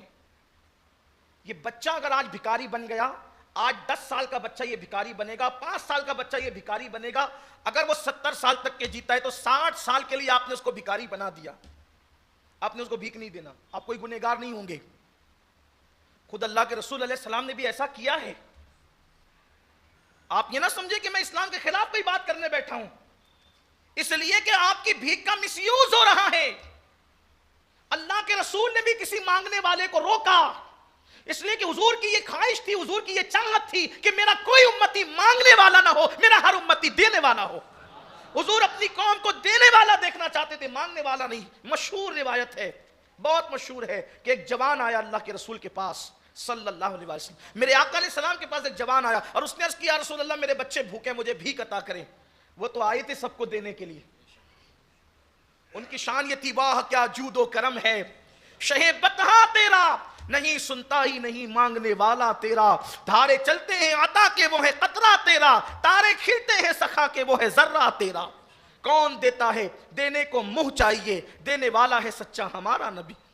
حضور تو آئے تھے دینے کے لیے, لیکن اس دن آنے والے کو دیکھا, اس نے کہا حضور میرے بچے بھوکے ہیں, چہرہ زرد پڑ چکا ہے, پھٹے پرانے کپڑے, حضور میرے بچے بھوکے ہیں. میرے کریم آقا نے کچھ دینے کی بجائے فرمایا, یہ بتا تو کیا کرنا جانتا ہے, کون سا ہنر تو جانتا ہے, تو کون سا ہنر جانتا ہے. حضور پوچھ رہے کون سا ہنر جانتا ہے. یعنی سنت یہ بھی ہے کہ کوئی مانگنے آئے تو اس کو کسی کام سے لگاؤ. یہاں تو پوری قوم کو بھکاری بنا رہے, پوری قوم کو بھکاری. شاہ جہاں کے دور تک ہم نے جو تاریخ پڑھی ہے, اگر وہ تاریخ صحیح ہے تو شاہ جہاں کے دور تک ہندوستان کے اندر نہ کوئی بھکاری نظر آتا تھا, نہ کوئی چور نظر آتا تھا. مسلمانوں کے دور حکومت کا نظام ایسا تھا. مدینہ منورہ میں میرے آقا علیہ السلام نے جو اسلامی مملکت کو وجود بخشا تھا, اس حکومت میں بھی نہ کوئی چور نظر آتا تھا, نہ کوئی بھکاری نظر آتا. بھیک اسلام میں اچھی نہیں سمجھی گئی, بلکہ بھیک مانگنے کی اجازت ہی نہیں ہے. آپ پوچھیں گے کہ آدمی کب بھیک مانگ سکتا ہے, اگر آپ پوچھیں گے کہ آدمی بھیک کب مانگ سکتا ہے, تو میں آپ کو بتاؤں گا, اگر اس کا باپ مر گیا ہے, یہ مسئلہ بتا رہا ہوں آپ, اگر اس کا باپ مر گیا ہے, کفن کے لیے اس کے پاس پیسے نہیں ہیں, اور ایک پرانی چادر ہے, تو اسلام کہتا ہے کہ اسی پرانی چادر میں اپنے باپ کو کفن دے کر دفن کر دے, اب بھی اسے بھیک مانگنے کی اجازت نہیں. یعنی بھیک سے اتنی بچانے کی اسلام نے کوشش کی ہے کہ جب تک کہ آخری سٹیپ نہ آ جائے اس وقت تک کہ بھیک نہیں مانگ سکتے. اور یہاں تو پوری قوم بھی دھندا بنا لیا بھیک کو, اور ہم بھی دیے جا رہے ہیں نا. اگر نفلی صدقہ ہی دینا ہے آپ کو, تو میں آپ سے یہ بات کہنا چاہتا ہوں, اپنے مسجد کے امام کو دیجیے, اپنے مسجد کے امام کو دیجیے, مدارس کے طلباء کو دیجیے, نیک اور متقی لوگوں کو دیجیے. اس لیے کہ نفلی صدقہ آپ کسی کو بھی دے سکتے ہیں. اگر آپ کا پیسہ اچھی جگہ جائے گا, آپ نے مسجدوں کے اماموں کو تنخواہ کتنی دے رکھی ہے, 1000-1200 تو دیتے ہو ہفتے کا, اس میں ہونا کیا ہے. اگر لوگ ان مسجد کے اماموں کو دینے لگے, اگر ہر جمعہ ایک بندہ 50 روپیہ بھی امام کے ہاتھ میں رکھنے لگ جائے نفلی صدقے کے طور پر, کہ میں نے اللہ کے لیے اپنے امام کو دینا ہے, اگر 500 لوگ اس مسجد میں نماز کے لیے آئے, تو میں سمجھتا ہوں کہ محلے میں سب سے زیادہ امام کا ہو جائے گا, کسی پہ بار بھی نہیں پڑے گا. اور آپ سے کہتا ہوں, اپنے اماموں کا خیال کرو, اس لیے کہ جو جج کے سامنے وکیل بن کے کھڑا رہتا ہے, تم اس کا اتنا خیال کرتے ہو. جو روزانہ 5 مرتبہ اللہ کی بارگاہ میں تمہاری وکالت کرتا ہے, اس کا کتنا خیال کرتے. نہ اماموں کی اہمیت ہے, نہ اماموں کی قدر ہے, نہ کوئی قیمت ہے, کچھ نہیں رہ گیا. امام کو تو چپراسی سے بھی کم تنخواہ ملتی ہے آج کل, اس لیے لوگ اب اپنے بچوں کو چپراسی بنانا, پچر بنانا پسند کرتے ہیں, امام بنانا پسند نہیں کرتے. معاذ اللہ, یہ صورتحال ہے. خدمت کون کرتے؟ اور جس قوم کا حال یہ ہو کہ جو قوم اپنے امام کو اچھا نہ دیکھ سکے وہ قوم کے کبھی اچھے دن نہیں آ سکتے. بات دور نکل رہی ہے. میں عرض یہ کر رہا تھا کہ اللہ کے رسول صلی اللہ علیہ وآلہ وسلم نے اس جوان سے کہا تو ہنر کیا جانتا ہے؟ انہوں نے اس کے حضور میں کچھ نہیں جانتا، صرف اتنا جانتا ہوں کہ میں لکڑیاں کاٹ سکتا ہوں. حضور علیہ السلام نے فرمایا کہ تیرے یہاں کچھ ہے؟ تو اس کی حضور میرے پاس ایک کٹورا ہے. اور وہ لکڑی کا کٹورا حضور علیہ السلام نے منگوایا المختصر کہ اس کو فروخت کر دیا، بیچ دیا وہاں. جب حضور کے ہاتھ سے لوگوں نے لیا تو اس کو مہنگا لیا. آقا علیہ السلام نے فرمایا کہ یہ لے جا اور اس سے وہ کڑاڑی کے اوپر کا جو حصہ ہوتا ہے لوہے کا وہ خرید کر لا. جب وہ خرید کر لائے تو حضور علیہ السلام نے ان کو کڑاڑی دی اور پھر فرمایا کہ جا محنت میں برکت ہے، محنت کر، بھیک نہیں مانگنا، محنت کر. حضور علیہ السلام نے لگایا کام سے، جا محنت کر، کام سے لگ. پھر وہ نوجوان محنت کرنے لگا. جو مانگنے آیا تھا چند دنوں کے بعد نظر لے کر آیا. یہ پوزیشن حضور دیکھنا چاہتے تھے اپنی قوم کی. حضور علیہ السلام نے گوچے وہ لیا تو نہیں، اس میں برکت کی دعا کر دی، لیکن لکڑیاں کاٹتے کاٹتے کہ یار اتنی ذلت کیوں ہو رہی ہے، ہمیں اتنا ذلیل ہمیں کیوں کیا جا رہا ہے؟ اگر تم نے ان کو اپنی محفلوں میں عزت سے بٹھایا یہ مان کر بھی کہ یہ نشہ کرتے ہیں، آقا فرماتے ہیں اللہ قیامت کے دن تمہیں اندھا اٹھائے گا. اور آقا ارشاد فرماتے ہیں کہ اگر شرابی نکاح کے لیے رشتہ مانگے اس کو رشتہ نہ دو، اگر وہ بیمار پڑ جائے اس کی عیادت نہ کرو. آقا فرماتے ہیں اللہ کی عزت کی قسم جس کے قبضے قدرت میں محمد کی جان ہے، نشہ وہی لوگ کرتے ہیں، شراب وہی پیتے ہیں جو توریت، انجیل اور قرآن میں جو کچھ ہے وہ اس کا انکار کرتے ہیں. اللہ کے حبیب علیہ السلام نے فرمایا جو منکر ہے توریت کا، انجیل کا، قرآن کا، وہی نشہ کرتا ہے. اس کی تشریح میں بعض بزرگوں نے اتنا لکھ دیا ہے جو نشے کو حلال سمجھ کر، شراب کو حلال سمجھ کر کے پیتا ہے. پھر میرے آقا علیہ السلام ارشاد فرماتے ہیں جس نے شراب کو، نشے کو حلال جان کر پیا محمد اس سے بری ہے. اللہ کے حبیب علیہ السلام نے یہ فرمایا. تو آج ہمارے سماج کے اندر نشہ عام ہو رہا ہے. ہمیں چاہیے اولاد کی تربیت بھی کریں، ہمیں چاہیے اپنی اولاد کو نشہ کرنے والوں کی صحبت سے روکیں، اس لیے کہ ہمارے سماج کے اندر یہ برائی پھیلتی جا رہی. تو میں عرض یہ کر رہا تھا کہ سرکار غریب نواز رضی اللہ تبارک و تعالیٰ عنہ ہندوستان کی سرزمین پہ جب تشریف لائے تو آپ سمانہ جس کا نام موجودہ پٹیالہ ہے، جب ادھر تشریف لائے آپ تو تصویریں وہ ہولیاں عام ہو چکا تھا کہ یہ فقیر جدھر سے گزرے اس کو قید کر دو، اس کو پکڑ لو یا مار ڈالو اس کو. اب کسی فقیر کو مار ڈالنا کوئی مشکل کام تھا؟ آسانی کام تھا، کوئی مشکل کام تو تھا نہیں. نہتا آدمی 40 ولیوں کے ساتھ، 40 اولیاء کی مختصر سی جماعت کے ساتھ، چھوٹے سے قافلے کے ساتھ تشریف لا رہے تھے. اس میں بابا قطب الدین بختیار کاکی جیسا ولی، سید فخر الدین گردیزی جیسا ولی،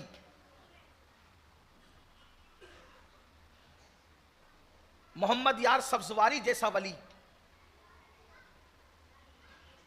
اسی طریقے سے اور بھی اولیاء کا ایک چھوٹا سا قافلہ تھا اور ان کے لیے تھا کہ یہ جہاں نظر آئے انہیں قتل کر دو.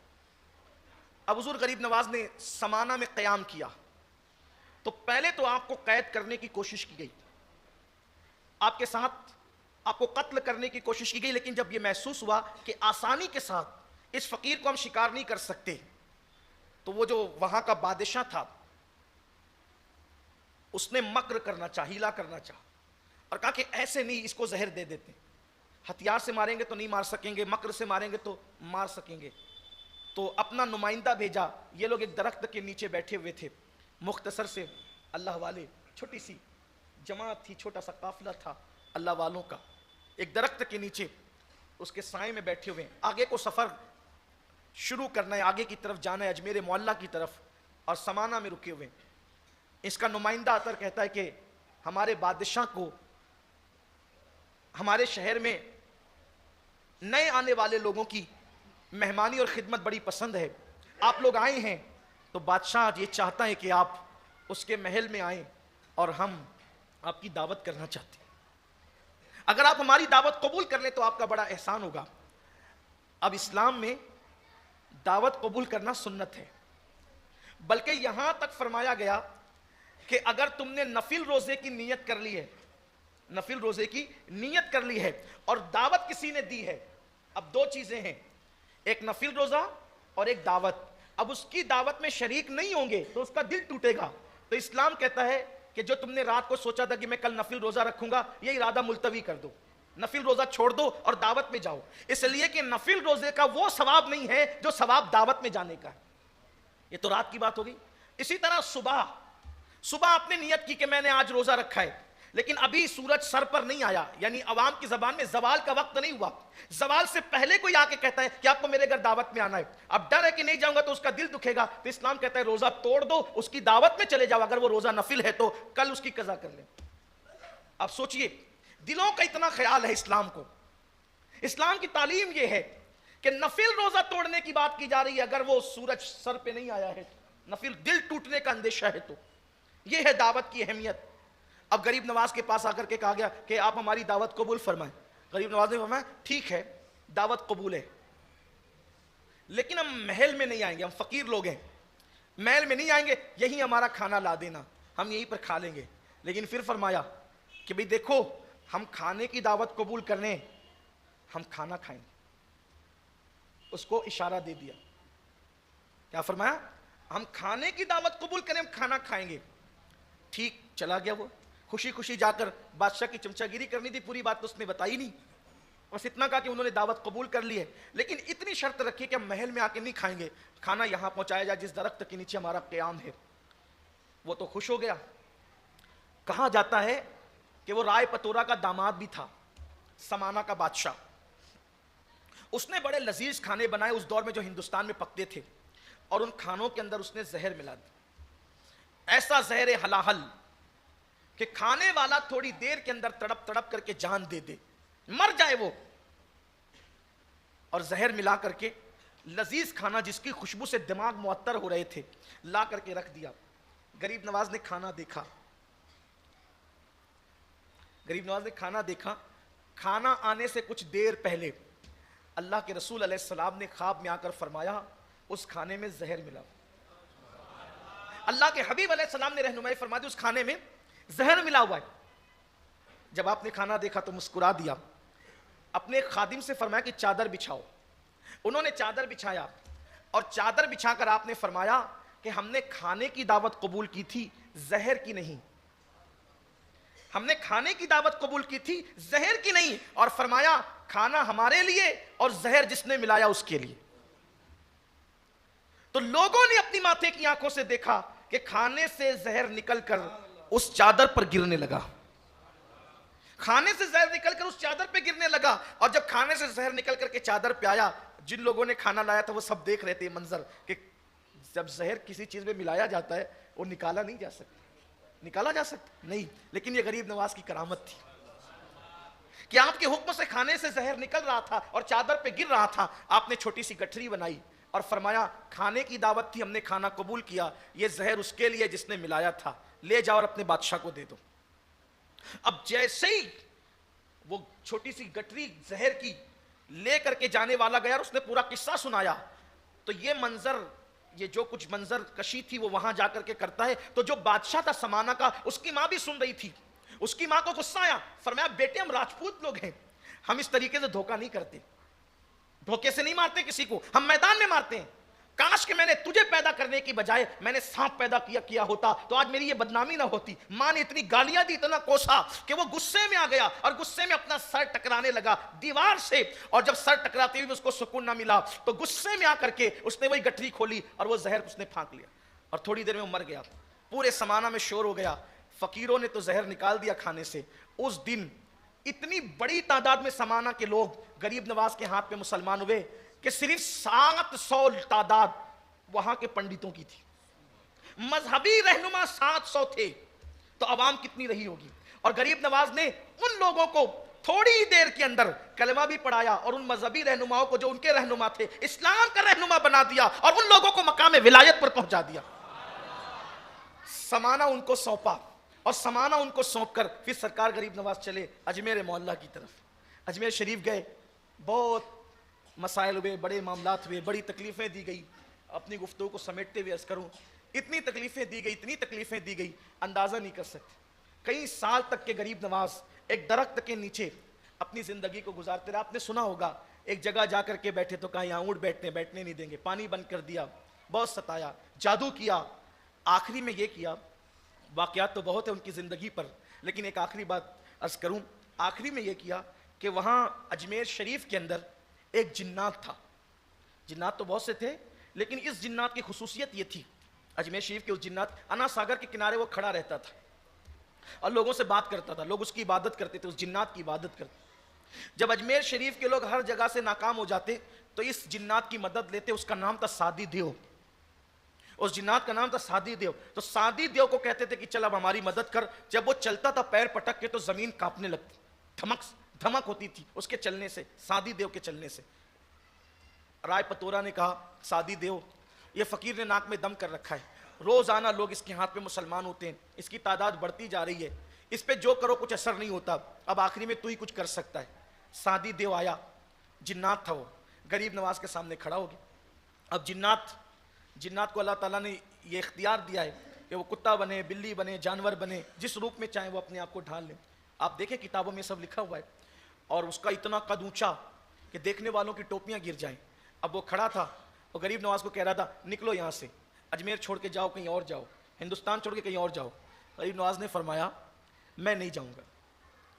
آپ نے فرمایا میں نہیں جاؤں گا کیونکہ میں اپنی مرضی سے نہیں آیا ہوں, میں میرے نانا کے حکم سے آیا ہوں, اللہ اس کے رسول کے حکم سے آیا ہوں, میں یوں ہی نہیں جاؤں گا. تو اس نے کہا اگر نہیں جائے گا تو میں تجھے مار ڈالوں گا, مسل دوں گا اپنی انگلیوں کی چٹکیوں میں تجھے. سرکار غریب نواز نے فرمایا ہم مسلمان ہیں اور ہمارا عقیدہ ہے اللہ نے موت جب لکھی ہے تب آئے گی.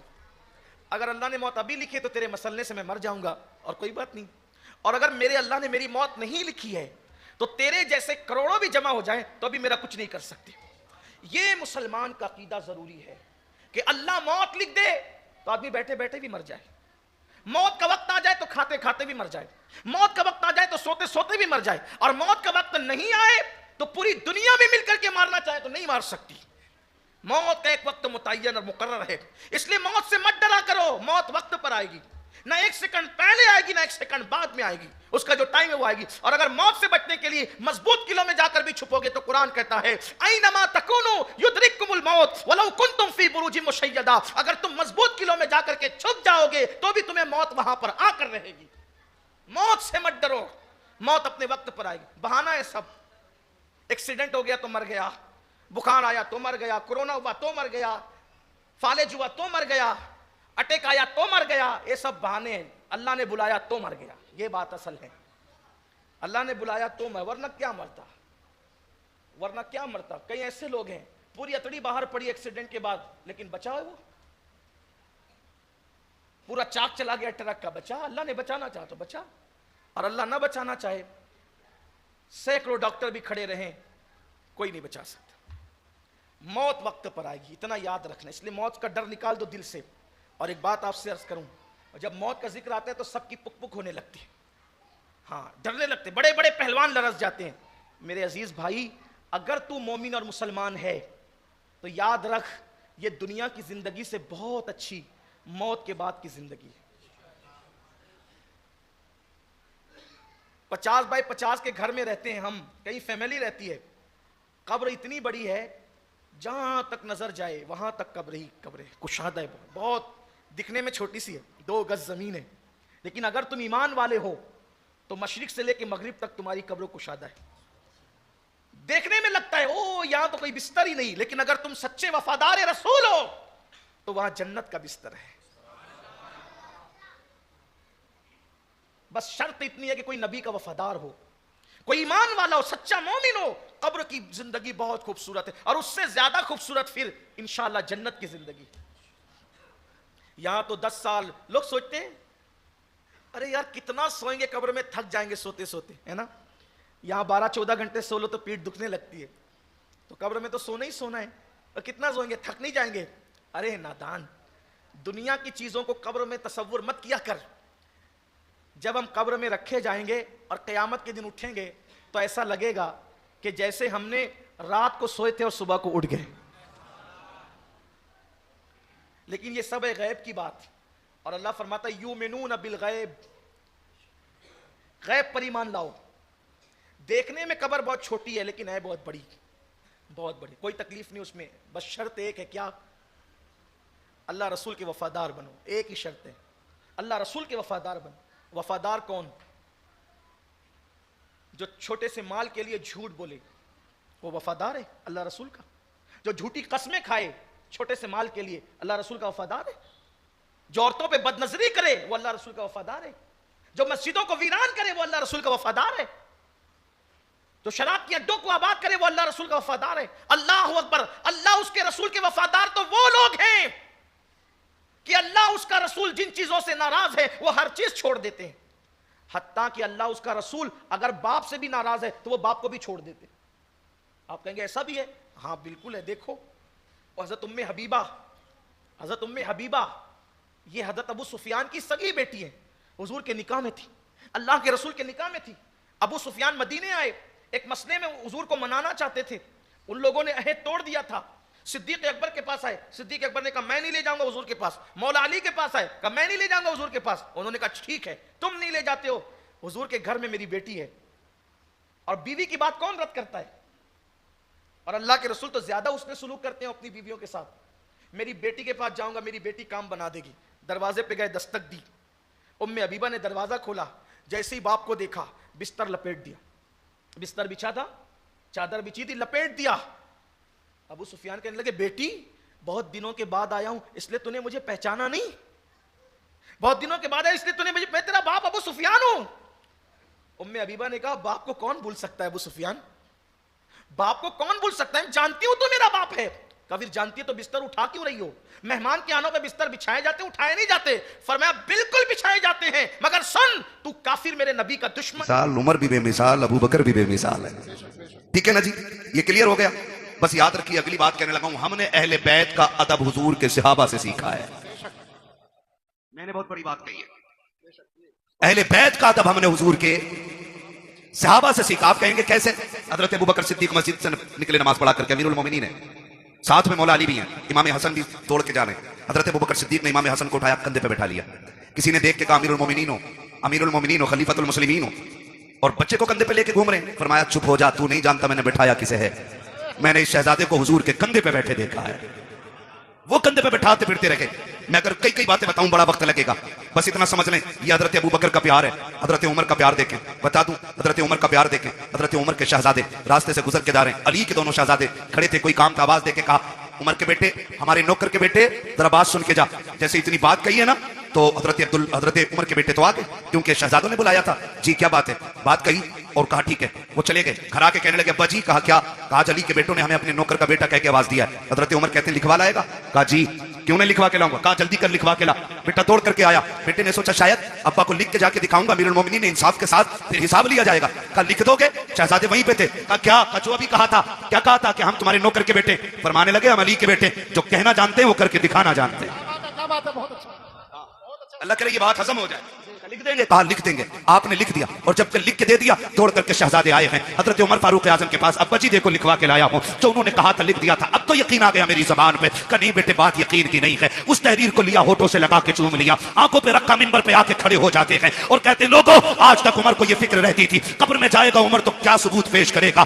آج اللہ نے عمر کی یہ فکر دور کر دی ہے. کہ لوگوں یہ میرے پاس علی کے شہزادوں کی تحریر ہے, اس میں لکھا ہوا ہے عمر ہمارا نوکر ہے, اور نیچے حسن حسین کے دستخط ہیں. اگر عمر انتقال کر جائے اس تحریر کو میرے کفن میں رکھ دینا. امیر المومنین کس لیے؟ کہا جب فرشتے آئیں گے پوچھیں گے کس کی نوکری کر کے آیا ہے, اگر یہ کہیں گے ما کنت تقول فی حق هذا الرجل, ان کے بارے میں کیا کہتا تھا, عمر پرچہ نکال کے کہے گا ان کے بارے میں پوچھ رکھے ہو. عمر تو وہ ہے جو ان کے بیٹوں کی نوکری کر کے مدینے سے چل کے آ رہا ہے. نعرہ تکبیر, نعرہ رسالت, ذکر حسین کانفرنس, سرزمین پیپل سالہ, حضرت علامہ مفتی حماد رضا صاحب قبلہ.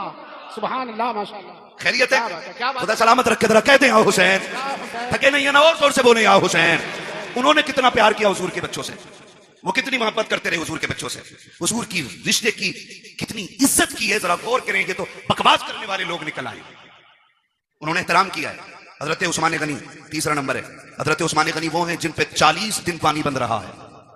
کتنے دن؟ کربلا میں کتنے دن رہا؟ 3 دن. اور حضرت عثمان غنی پہ کتنے دن؟ زور سے بولو کتنے دن؟ 40 دن. کوئی آ کے حملہ نہ کرتے دروازے پہ. جانتے ہو رکھوالی کون کر رہا تھا؟ علی کے دونوں شیر کر رہے تھے. مجھے تو حیرت ہوتی ہے لوگوں. حسن حسین کو مولا علی نے کھڑا کر رکھا تھا دروازے پہ. سوچو تو صحیح, جنہیں نبی کندھے پہ بٹھاتے رہے وہ نبی کے غنی کی چوکٹ پہ کھڑے ہو کر کے حفاظت کر رہے ہیں، چوکٹ پہ کھڑے ہو کے حفاظت کرتے رہے۔ آپ اندازہ لگائیے جب حضرت عثمان غنی شہید ہوئے اور حضرت علی آئے اور بیٹوں کو آپ نے غصے میں تھپڑ مارا، کہا تمہارے ہوتے ہوئے امیر المومنین شہید کیسے ہو گئے؟ تو آپ نے کہا بابا جی علی کے شیر کھڑے تھے دروازے سے تو کوئی آ ہی سکتا ہی نہیں تھا، پھر کدھر سے آیا؟ کہا کسی اور طرف سے آیا ہوگا، وہ چھت کود کے آئے تھے، ٹھیک ہے نا۔ اور عثمان غنی وہ ہیں جنہوں نے 40ویں دن جب پانی بھیجا گیا، حضرت علی سے پانی مانگا تھا، حضرت علی نے پانی بھیجا تو بلوائیوں نے نا وہ جس برتن میں پانی جا رہا تھا وہ برتن بھی توڑ دیا، پانی کا پانی نہیں جانے دیا۔ حضرت عثمان غنی نے پھر کھڑکی پہ کھڑے ہو کے کہا تھا علی اب کوئی فکر نہ کرے، اب مجھے پانی کی ضرورت نہیں ہے، میرے حصے کا پانی جنت میں تیار ہے۔ کہا آپ ایسے کیوں کہہ رہے ہیں؟ تو حضرت عثمان غنی نے کہا میری آنکھ لگی حضور تشریف لائے تھے اور کہا تھا میرے یار عثمان، میرے ذوالنورین، میرے دوست، فکر نہ کر، آج سحری مدینے میں کر، افطار جنت میں ہونی ہے۔ سبحان اللہ، اللہ اکبر۔ وہ دسو جن کو جنت کا مزدہ ملا، بھائی عثمان غنی وہ ہیں جن کو حضور نے 3 مرتبہ جنت کی بشارت عطا فرمائی ہے، سبحان اللہ، 3 مرتبہ جنت کی بشارت عطا فرمائی۔ ان کے دروازے پہ علی کے بیٹے پہرے دیتے رہ گئے۔ مجھے تو حیرت ہوتی ہے، لوگ بات کرتے اور ایک بات اور کہہ دوں ضمناً یہ کہہ دینا چاہتا ہوں، خدا را حضور کے کسی صحابی کے خلاف تمہیں بولنے کا کوئی حق نہیں ہے، کسی صحابی کے خلاف۔ یہ جو لوگ بکواس کرتے ہیں میرے معاویہ کو کیا مانتے ہو، حق میں ہے کہ نہیں ہے؟ سن بھائی، حق اور شر کا فیصلہ تو یہ خدا کرے گا۔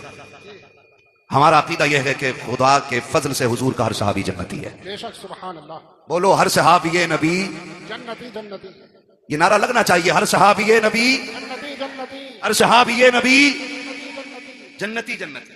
اور ایک سیدھی سی بات ہے، حضرت علی نے حضرت امیر معاویہ سے کیا کیا؟ سمجھوتا۔ اس لیے ہمارا بھی بولو بولو ہمارا بھی سمجھوتا۔ حسین نے یزید سے کیا کی؟ بولو بھائی، بولو زور سے۔ اس لیے یزیدیوں سے ہماری بھی جنگ ہے، ٹھیک ہے نا۔ اب وہ کتنا پیار کرتے ہیں؟ حضرت عمر وہ گئے جن کی وجہ سے دین 22 لاکھ مربع میل تک پھیلا تھا، توجہ ہے نا۔ حضرت عمر کون ہے؟ جن کے ذریعے اسلام 22 لاکھ مربع میل پر پھیلا۔ اور حضرت امیر معاویہ وہ گئے جن کے ذریعے اسلام 64 لاکھ مربع میل پر پھیلا ہے۔ ان کی قربانیوں کو بھی نظر انداز نہیں کیا جا سکتا۔ امیر معاویہ وہ گئے جن کے لیے حضور جھولی پھیلا کے دعائیں کرتے رہ گئے، حضور نے جن کے لیے جھولی پھیلا کے دعائیں کی گئے۔ اور تم جانتے ہو ایسا نہیں ہے امیر معاویہ کو نبی کے گھرانے سے پیار نہیں تھا یا احترام نہیں تھا۔ آؤ تمہیں بتاؤں، ملک شام میں حضرت امیر معاویہ اپنے تخت پہ بیٹھے گئے، آ کے ایک شخص نے کہا امیر معاویہ میں حج کرنے کے لیے مکہ جا رہا ہوں۔ آپ نے کہا تھا اچھا پھر تو وہاں سے مدینے بھی جاؤ گے؟ کہا جی۔ کہا حضور کے روزے پہ بھی جاؤ گے؟ کہا جی جاؤں گا۔ کہا تھوڑا سا کام میرا بھی کر دینا۔ کہا حضور آپ کا کون سا کام ہے؟ کہ جب حضور کے روزے پہ حاضری ہو پہلا سلام میرا حضور کے روزے پہ جا کے کہنا، اس کے بعد جب تھوڑا سا پیچھے ہٹو گے وہیں پہ ایک مقام ہے جسے ریاض الجنہ کہا جاتا ہے۔ کہا جی ہے وہ مقام۔ کہا جب اس مقام پہ پہنچو گے وہاں ایک نوجوان بیٹھا ہوگا، اس کے سامنے پہلے 2 زانو بیٹھنا، پھر جا کے سلام کہنا، پھر اس سے عرض کرنا کہ میرے لیے دعائیں مغفرت کرے، اور اس سے کہہ دینا کہ وہ یہ دعا کرے اللہ میرا خاتمہ ایمان پہ فرمائے۔ اس شخص نے کہا تھا بتائیے امیر معاویہ وہ کون خوش نصیب نوجوان ہے جس سے آپ دعا کی درخواست کر رہے ہیں؟ تب حضرت امیر معاویہ کی آنکھ میں آنسو آئے تھے اور کہا تھا خبردار، اس نوجوان کے بارے میں پوچھنا چاہتا ہے، تجھے بتانا چاہتا ہوں وہ جو ریاض الجنہ میں بیٹھا ملے گا وہ کوئی اور نہیں بلکہ فاطمہ کا لاڈلا علی کا شہزادہ حسین ہوگا، تاکہ اس سے آپ کے لیے دعا کی درخواست کروں۔ وہ تو جوان آپ بوڑھے گئے، آپ بادشاہ گئے، وہ ایک رعایا میں سے گئے۔ تو امام حضرت امیر معاویہ نے کہا تھا زبان کو تالا لگا، تو منصب نہ دے، تو یہ دے حسین وہ ہے جس کو نبی سینے پہ بٹھا کے لوریاں دیتے رہے۔ سبحان اللہ، سبحان اللہ، بہت خوب، ماشاء اللہ، زندہ آباد، زندہ باد، زندہ باد، سبحان اللہ، بہت اچھا ہے۔ خیریت ہے سارے لوگ؟ ابھی جھگڑے میں نہیں پڑیں گے نا انشاءاللہ؟ انشاءاللہ، بولو انشاءاللہ۔ ان جھگڑوں میں قطعی پڑھنے کی ضرورت نہیں ہے۔ اور جو بہت زیادہ مائنڈڈ ہوتا ہے نا، جو اپنے دماغ سے زیادہ سوالوں کے جواب خود لکھنے لگتا ہے نا، وہ فیل ہو جاتا ہے، وہ فیل ہو جاتا ہے۔ وہ اتنا بولو جتنا پوچھا جائے، اتنا کہو جتنا سیکھا ہے علماء سے۔ دین ہے، کسی کے باپ کی جاگیر نہیں ہے جو ہر چلتا پھرتا آدمی دین کے بارے میں بات کرے گا۔ توجہ ہے نا سارے لوگوں کی؟ حضور کے صحابہ میں پیار، ہم نے صحابہ سے حضور کے اہل بیت کا احترام سیکھا ہے۔ اور یاد رکھیں ہم حسن والے بھی ہیں، ہم حسین والے بھی ہیں، ٹھیک ہے نا۔ ایک جماعت ایسی ہے جو اہل بیت کی محبت کا دعویٰ کرتی ہے اور اسے 3 ہی نام یاد ہے پوری کربلا میں، پوری کربلا میں 3 نام یاد ہے بس، غازی عباس، امام حسین اور سیدہ زینب، بس 3 ہی نام لیتی ہے ایک ٹیم۔ ہم اہل سنت ہیں، یا حسن والے بھی ہم ہیں اور یا حسین والے بھی ہم ہیں۔ خدا آپ کو سلامت رکھے کمیٹی والوں، میں نہیں جانتا کہ زندگی کس کی کتنی وفا کرے گی، کون آئندہ سال رہے گا یا نہیں رہے گا، لیکن اس بات کو مبارکباد دیتا ہوں ان شخصیتوں کے ذکر کی محفل سجائی ہے جن کی باتیں زمین پہ کی جائیں تو اللہ کے فرشتے باتیں کرنے والوں کے تذکرے عرشوں پہ فرمایا کرتے ہیں۔ خدا آپ کو سلامت رکھے، اور یہ محبتیں اور یہ بات فائنل بالکل 100% کلیئر ہے، اللہ اسی کو جنت دے گا جو نبی کے شہزادوں سے پیار کرے گا، یہ کلیئر ہے، فل اینڈ فائنل، یہ کلیئر ہے، جنت اسی کو ملنی ہے جس کے سینے میں مصطفیٰ کی اولاد کا پیار ہوگا۔ ٹھیک ہے جی، حسن والے بھی ہیں ہم، اور حسن بھی ہمارے اور حسین بھی ہمارے، اور کیا بات ہے ماشاءاللہ، کتنے حاضر ذہن ہیں، میں نے نام پلٹ کے دیکھ لیا، حسن بھی ہمارے اور حسین بھی ہمارے اور حسن بھی ہمارے ہیں۔ یہ وہ دو شہزادے ہیں کہ جتنی بھی فضائل میں روایتیں حضور سے مروی ہیں وہ صرف حسین کے لیے نہیں بلکہ حسن بھی اس میں شامل ہیں، اور بلکہ اور بڑی بات کروں، پہلے حسن کا ذکر ہے پھر حسین کا ذکر ہے۔ ٹھیک ہے جی، بہت غور سے میری بات سنیے گا، اور آپ کو میں بتا دوں امام حسین وہ نہیں ہے جو جوان ہوئے اور یوں ہی زندگی گزری اور کربلا آ گئے، بلکہ حسین اس شخصیت کو کہا جاتا ہے جس نے 25 سال ریاض الجنہ میں بیٹھ کے حضور کی حدیثیں پڑھائی ہیں۔ سبحان اللہ، 25 سال ریاض الجنہ، عمرے میں گئے آپ لوگ؟ کتنے لوگ گئے عمرے پہ؟ ہاتھ اٹھا کے بتا دیں، سلامت رہے ماشاءاللہ۔ مولا کریم جو دیکھ آئے ہیں دیکھنے والوں کے صدقے انہیں بھی دکھا دے جنہوں نے دیکھا نہیں ہے، آمین کہہ دو بھائی، ہے یا اللہ سب کو 3-3 کروڑ کے کہیں نہ کہیں سے بورے دے دے نوٹوں کے، ہاں اس پہ زور سے آمین کہیو۔ ٹھیک ہے، تو ہے سارے لوگوں کی۔ کروں اگلی بات، ریاض الجنہ کسے کہتے ہیں؟ ریاض الجنہ حضور نے فرمایا جو میرے حجرے اور میرے منبر کے بیچ کی جگہ ہے یہ جنت کی کیاری ہے، اور یہی اصحاب صفہ کے پڑھنے کی جگہ ہے۔ یہ جنت کی کیاری کیوں بن گئی؟ کیونکہ اس زمین پہ بار بار میرے مصطفیٰ کے قدم لگتے رہے۔ ہاں اعلیٰ حضرت فرماتے ہیں طیبہ میں مر کے ٹھنڈے چلے جاؤ آنکھیں بند، سیدھی سڑک یہ شہر شفاعت نگر کی ہے۔ ہاں، اور صرف ایک حصہ ہی نہیں بلکہ فرمایا گیا پورا مدینہ اللہ نے جنت بنا دیا ہے، حضور کا پورا مدینہ جنت ہے۔ تو امام حسین وہ جنہوں نے 25 سال بیٹھ کے حضور کی حدیثیں پڑھائی ہیں۔ آج تو وہ لوگ ان کے نام پہ شفا بانٹ رہے ہیں جنہیں ان کا نام لینا بھی نہیں آتا، معاف کیجئے گا برا لگے تو۔ ایک جگہ گیا، وہ لے گیا، بولے چلیے ذرا بابا ہے ان سے ذرا تعویذ کرانا، اس نے جو بڑا شین نکالا ہے یقین کریو، کہہ رہا یا حسن یا حسین، اور عورت اس کے گھٹنے سے گھٹنے لگا کے بیٹھی ہے۔ دین ان باباؤں کے پیر، ان باباؤں کے باپ دادا کا نہیں ہے، دین زہرا کے بابا کا ہے، دین میں خون لگا ہے، دین میں سر لگے ہیں، کسی بغیرت کے ذریعے دین کو نیلام نہیں ہونے دیا جائے گا۔ لگے تو برا لگے، میں پہلے ہی کہہ چکا ہوں، مجھے اس چیز کی ٹینشن نہیں ہے، میں پھر کہوں گا، میں آئی نہ ہوں، دکھاؤں گا داغ چہرے کے، جسے خراب لگے سامنے سے ہٹ جائے۔ حسین کے نام پہ شفا بانٹنے والوں کو یہی پتہ نہیں امتی کس کا ہے، انٹرویو میں پوچھ لے وہ کس کا امتی ہے تو وہ کہہ رہا جی نیا نیا آیا ہوں، امتی کا مطلب معلوم نہیں ہماری قوم کو۔ یہ کنڈیشن ہے، نکلیں ان چیزوں سے یار، دین سیکھیں۔ حسین وہ گئے جو 25 سال تک بیٹھ کر کے آپ دین پڑھاتے رہے اور حضور کی حدیثیں پڑھاتے رہے۔ جہاں پہ 2 رکعت پڑھنے کے لیے نا آج آن لائن بکنگ کرنی پڑتی ہے، 15 منٹ مل جائیں بڑی بات ہے اس میں، اور 15 منٹ بیٹھنے کے بعد بندہ حساب لگاتا شکر ہے جی آج جنتی ہو گئے، حسین تیری عظمتوں کو سلام، تو وہ ہے جو 25 سال بیٹھ کر کے اس زمین پہ حضور کی حدیثیں پڑھاتا رہا ہے۔ تو حسن بھی بے مثال ہے اور حسین بھی بے مثال ہے، حسن بھی نبی کا پیارا اور حسین بھی، کربلا میں صرف حسین کی کمائی نہیں لگی ہے، کربلا میں حسن کی کمائی بھی لگی ہے۔ قاسم کس کے بیٹے ہیں؟ کس کے بیٹے ہیں حضرت قاسم؟ امام حسن کے۔ اگر میں ان دونوں شہزادوں کی بات کروں نا تو خدا کی قسم نہ اکبر کی مثال ہے نہ قاسم کی مثال ہے۔ وقت مکمل ہونے لگا، بس بتانے لگا ہوں، اللہ آپ کو سلامت رکھے۔ اکبر اور قاسم، اکبر وہ ہیں جن کی شکل مدینے والے پیغمبر سے ملتی تھی، قاسم وہ ہیں جن کی صورت مولائے کائنات کے شہزادے امام حسن سے ملتی تھی۔ یاد رکھیے، امام حسن سے بھی ملتی تھی اور مولا علی سے بھی ملتی تھی۔ بہت غور سے جب یہ دونوں شہزادے مدینے میں نکلتے نا، مدینے میں نکلتے تو لوگ دکانوں سے باہر آ جاتے تھے، کہا بند کر دو کام، کہا کیوں؟ کہا وہ آ گیا کہ جس کے چہرے میں نبی کے جلوے نظر آیا کرتے ہیں، بند کر دو۔ اور یہاں تک علماء نے لکھا ہے جب مدینے والوں کو حضور کی یاد آیا کرتی، اکٹھے ہوتے امام حسین کی چوکھٹ پہ آ جاتے، کہتے ذرا جوڑی باہر لاؤ نا۔ کہا کیوں؟ کہا آج دل کر رہا ہے کہ علی کی زیارت بھی کریں، ساتھ نبی کی زیارت بھی کر لی جائے۔ تو دونوں شہزادوں کو حضرت اکبر حضرت قاسم کو باہر نکالا جاتا، لوگ انہیں تکتے دیکھتے رہ جاتے کیونکہ ان کے چہرے میں مصطفیٰ کے جلوے نظر آیا کرتے تھے۔ میں تو حیرت میں پڑ گیا، حیرت میں پڑ گیا۔ یاد رکھیے گا شخصیتیں دونوں عظیم ہیں۔ ڈرون آ رہا ہے کیا؟ ڈرون کا بھی بڑا مسئلہ چل رہا ہے، ایسے دیکھ رہے ہیں نا بن کے ڈرون آ گیا۔ خیریت ہے نا؟ چل لوں ابھی 10 منٹ اور، ٹھیک ہے نا؟ ذرا بولیں یا حسین، جو نہیں تھکے وہی بولیں یا حسین۔ ہاں بہت لوگ تھک چکے ہیں، مجھے اندازہ ہو گیا ہے۔ ہم پلٹتے نہیں بے جان کتابوں کے ورق، ہم وہ پڑھتے ہیں جو چہروں پہ لکھا ہوتا ہے۔ بھیا انور خدا سلامت رکھے آپ کو اور آپ کی پوری ٹیم کو۔ اگر آپ 10 منٹ بیٹھے رہیں گے نا، پورے محفل بھی اٹھ کے چلی جائے گی، میں 10 لوگوں کو کربلا سنا لوں گا۔ تیار ہے نا؟ خدا سلامت رکھے۔ دونوں شہزادوں کو آپ دیکھیں، اکبر بھی بے مثال ہے اور قاسم بھی بے مثال ہے، اور ان کی جدائی کا فرق آپ دیکھیں، اثر کتنا بڑا تھا ان کی جدائی کا۔ حسین کے ایک بیٹے کو اکبر کہا جاتا ہے اور ایک بیٹی کو سغرا کہا جاتا ہے۔ سغرا وہ ہیں جو مدینے رہ گئی تھی، ٹھیک؟ اکبر وہ ہیں جو ساتھ گئے۔ جب یہ تحقیق کی جائے کہ حسین سغرا کو کیوں نہیں لے کے گئے تھے، اس میں چند وجوہات ملتی ہیں۔ ایک تو یہ کہ آپ شادی شدہ تھی، آپ کے شوہر گھر نہیں تھے، اجازت نہیں ملی تھی، اس لیے بیٹی کو چھوڑ گئے تھے، ایک وجہ۔ دوسری وجہ یہ ملتی ہے کہ بیمار تھی، سفر کی طاقت نہیں تھی، اس لیے گھر چھوڑ گئے تھے۔ تیسری وجہ یہ ملتی ہے کہ سغرا وہ ہیں جس کے چہرے میں خاتون جنت فاطمہ زہرا کے جلوے نظر آیا کرتے۔ یہ تیسری وجہ ہے۔ اب یہ وجہ کب سمجھ میں آئی؟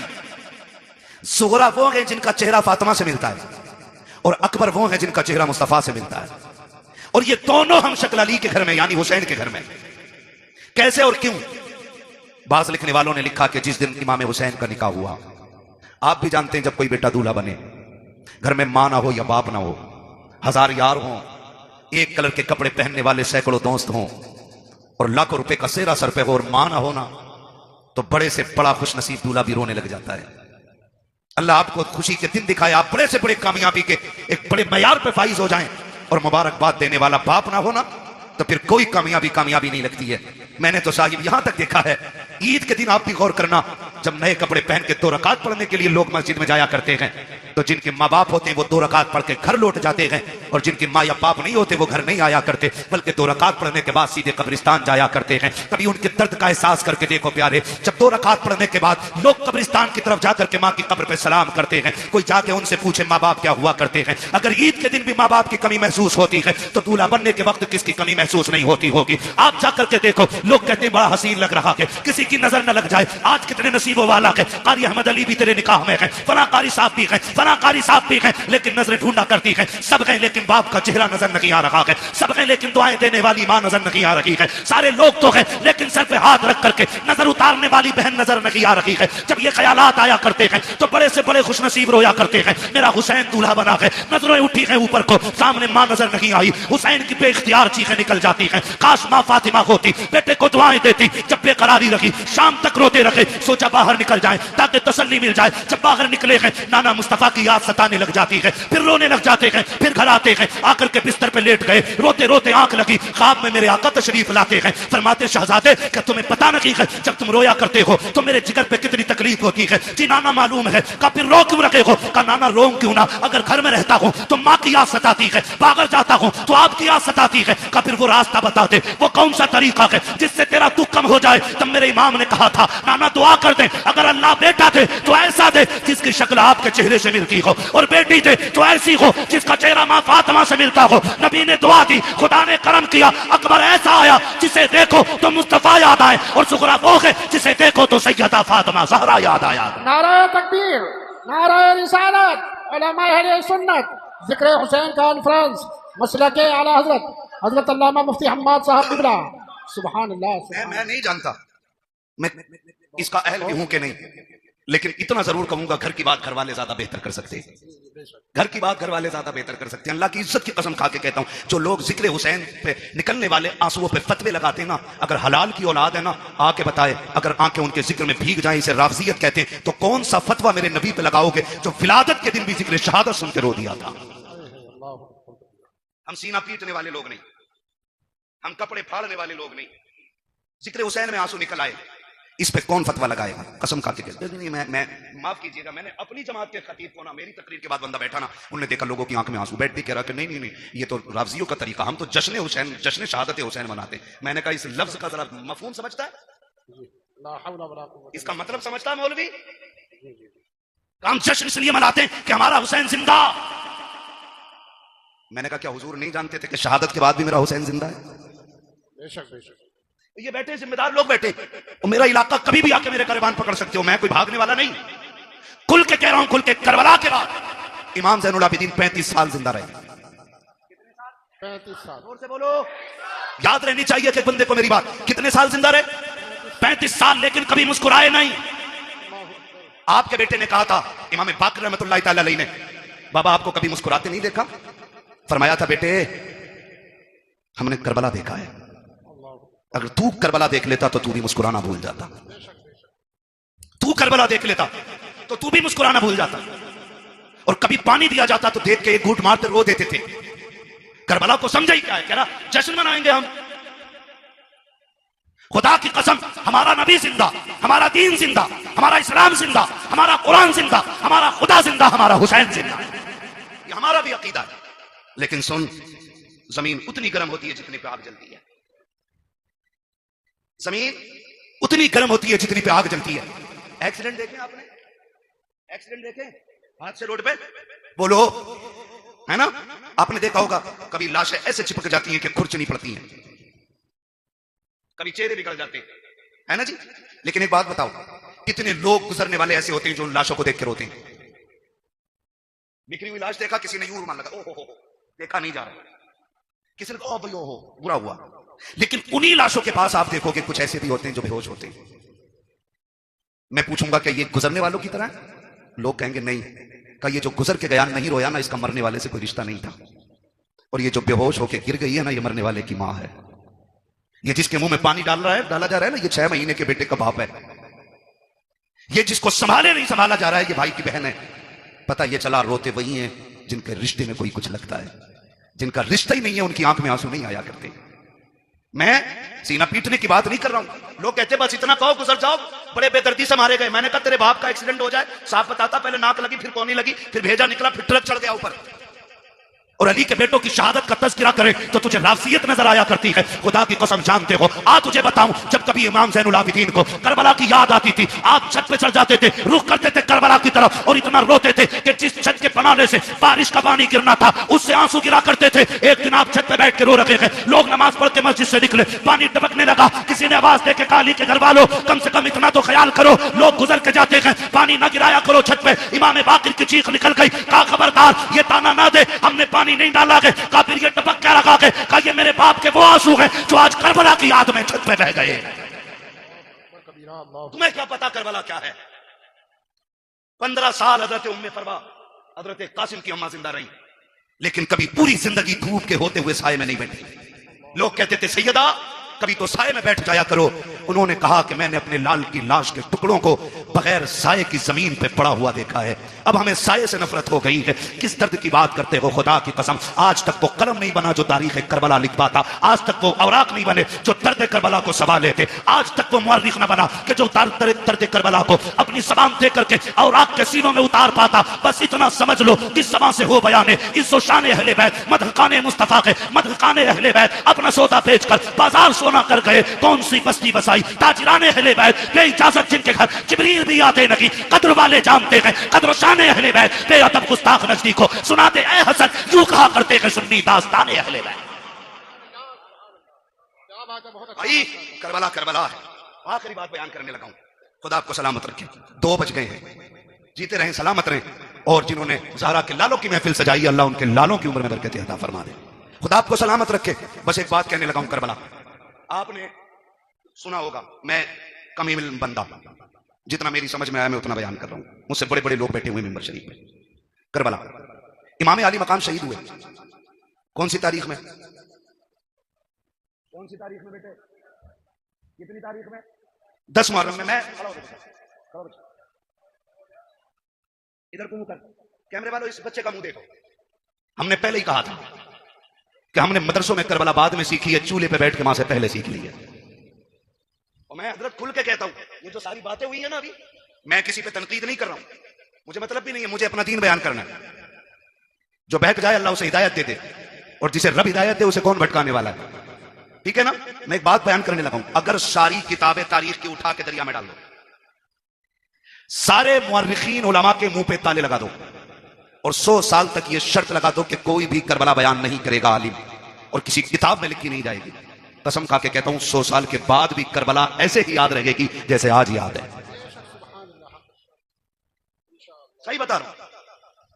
اس لیے کہ کچھ ایسے درد ہوتے ہیں جن کے لیے 3 دن رویا جاتا ہے، کچھ ایسے غم ہوتے ہیں جو 10 دن رو لو تو غم کم ہو جاتے ہیں، کچھ غم ایسے ہوتے ہیں جن کے لیے 1 سال رو لو کم ہو جاتا ہے، لیکن کچھ غم ایسے ہوتے ہیں جن کے لیے صدیاں کم پڑ جاتی ہیں، غم کم نہیں ہوتا ہے.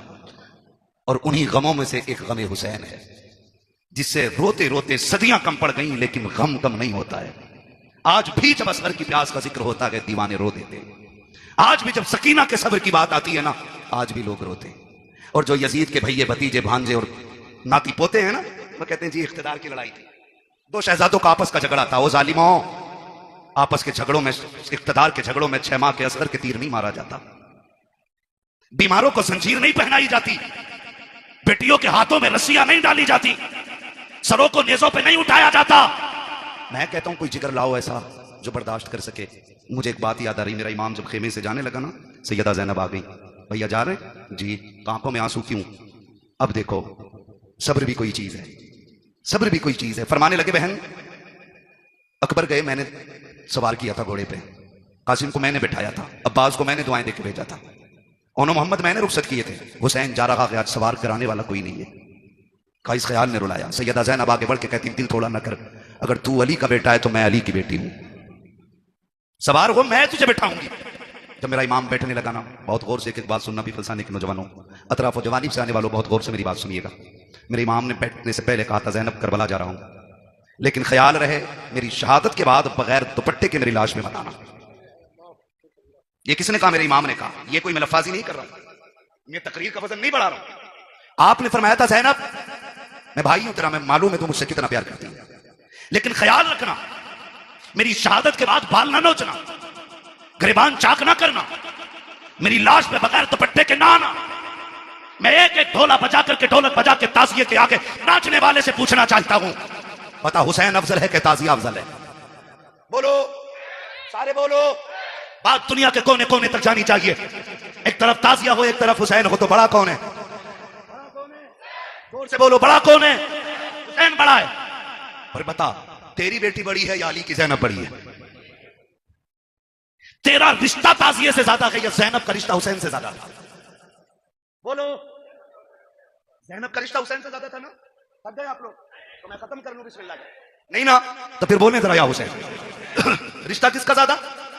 زینب کا حسین سے زیادہ رشتہ ہے. لیکن تاریخ کا باب ایک ایک لائن گواہ ہے. خدا کی قسم میرے امام نے کہا تھا زینب میری شہادت کے بعد بال نہ کھولنا، گریبان نہ نوچنا. میری زینب سن بات، میری شہادت پہ بغیر دوپٹے کے نہ آنا. اب ہاتھ جوڑ کے گزارش کرنا چاہتا ہوں 10 محرم کو میرا امام شہید ہوا ہے، کوئی مائی کا لال ثابت نہیں کر سکتا. زینب بغیر دوپٹے کے سگے بھائی کی لاش پہ آ گئی ہو. خدا کی قسم گھوڑے توڑتے رہ گئے ہیں. زینب نے پردہ نہیں چھوڑا ہے، بھائیوں کے سر کاٹے گئے ہیں. زینب نے پردہ نہیں چھوڑا ہے. لیکن آج میری قوم نے اسی 10 محرم کو میلہ لگا کر کے فیشن بنا کر کے قوم کی آبرو کا سودا کر دیا ہے. پیپلز آنے والوں میں تم سے پوچھنا چاہتا ہوں نمائش کے نام پر تمہاری بیٹیاں بے پردہ کیوں ہو رہی ہیں؟ کیا جائیداد میں تم ہم سے زیادہ ہو؟ کیا دولت تمہارے پاس ہم سے زیادہ ہے؟ یہ نمائش کے میلے تمہاری زمینوں پہ کیوں لگتے ہیں؟ تم نہیں جانتے ہو پیپلز آنا وہ زمین ہے جو مسلمانوں کی زمین کہی جاتی ہے، بھوجپور وہ زمین ہے جو ہمارا علاقہ کہا جاتا ہے. ان زمینوں کو برباد کرنے کی ناپاک سازشیں ہیں. پہلے میلوں کے نام پہ بیٹیاں نکالی جائیں گی، پھر آج کل کی طرح ابھی چند دن کی بات ہے بھوجپور کی ایک لڑکی نے جا کر کے نام کتنا عجیب ہے، نام فاطمہ کے نام بدل کر کے ایک غیر مسلم کے بستر کو جا کر کے غرم کیا ہے.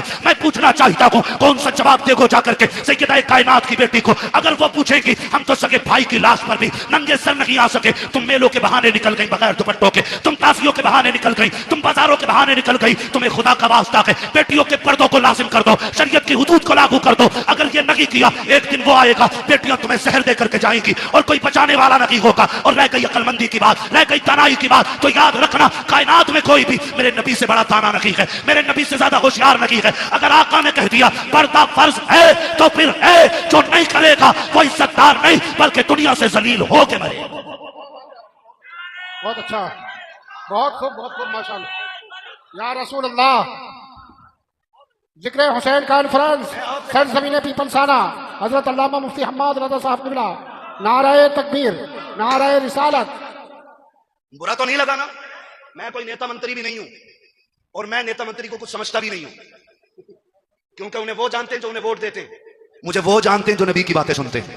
بے شک بے شک. میں آپ سے صرف ایک بات کہنا چاہتا ہوں، یہ نمائشیں بند کرو. آپ نہیں لگنی چاہیے آپ کے پیپلسانے میں، اور تکلیفیں برداشت کرو گے تو سنو، جب سے تمہارا پیر کا بازار لگنا شروع ہوا ہے اس علاقے میں عیاشی عام ہو گئی ہے. بند کرو یہ تماشے. ہاں آپ سے کہنا چاہتا ہوں خدا کے واسطے، دکھ بھی ہوتا ہے، اپنوں کے بیچ بیٹھ کے یہ رونا پڑ رہا ہے مجھے. تماشے بند کر دو یہ سارے، اور بیٹیوں سے بتا دو زندگی بہت زیادہ نہیں ہے. 60 65 70 80 90 100 200 بس. اگر 1000 برس کی عمر بھی ہو جائے پھر بھی موت آنی ہے. یاد رکھنا، تاریخ غیرت والی ماؤں کو یاد رکھتی ہے، بے غیرت ماؤں کو کبھی یاد نہیں رکھتی.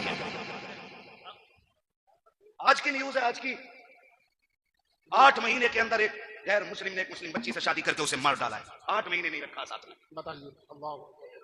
یہی ڈاکٹر اقبال کا وہ شعر نہ سمجھو گے تو مٹ جاؤ گے ہندی مسلمانوں، تمہاری داستان تک بھی نہ ہوگی داستانوں میں. کسی منتری کسی نیتا کے سگنیچر کی ضرورت نہیں. اگر نظام بدلنا ہے تو نوجوانوں کو بدلنا پڑے گا. خدا کی قسم یہ مت سوچنا یہ نظام پہلے بریلی بدلے تب ہم بدلیں گے، نہیں، تم خود کو بدلو، تمہیں دیکھ کے زمانہ خود بدلنا شروع ہو جائے. کیا بات ہے. ورنہ 2 روزہ کانفرنس نہیں، 10 روزہ بھی کر لو، کوئی عزت بچانے والا نہیں آئے گا. میں آپ کے علاقے کا ہوں، آپ کو جانتا ہوں، آپ مجھے جانتے ہو، اس لیے یہ دکھ کہہ کے جا رہا ہوں. بازار کے نام پہ تمہارے پیر بازار میں کتنی عیاشی بڑھا دی ہے. روکو اسے، ورنہ بیٹیاں محفوظ نہیں لگیں گی. حسینی ہو تو سبیل بعد میں لگاؤ، شریعت کی حدوں پہ پہرے پہلے لگانے شروع کرو.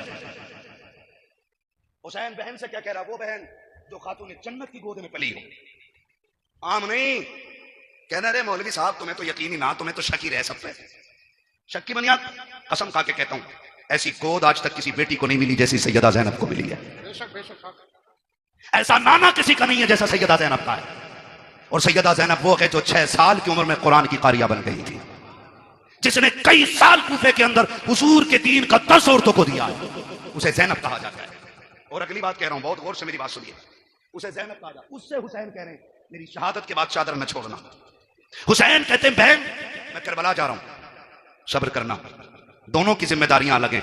زینب تجھے خیمے میں رہ کے فاطمہ کا پردہ بچانا ہے، مجھے سجدے میں سر کٹا کے حضور کا دین بچانا ہے.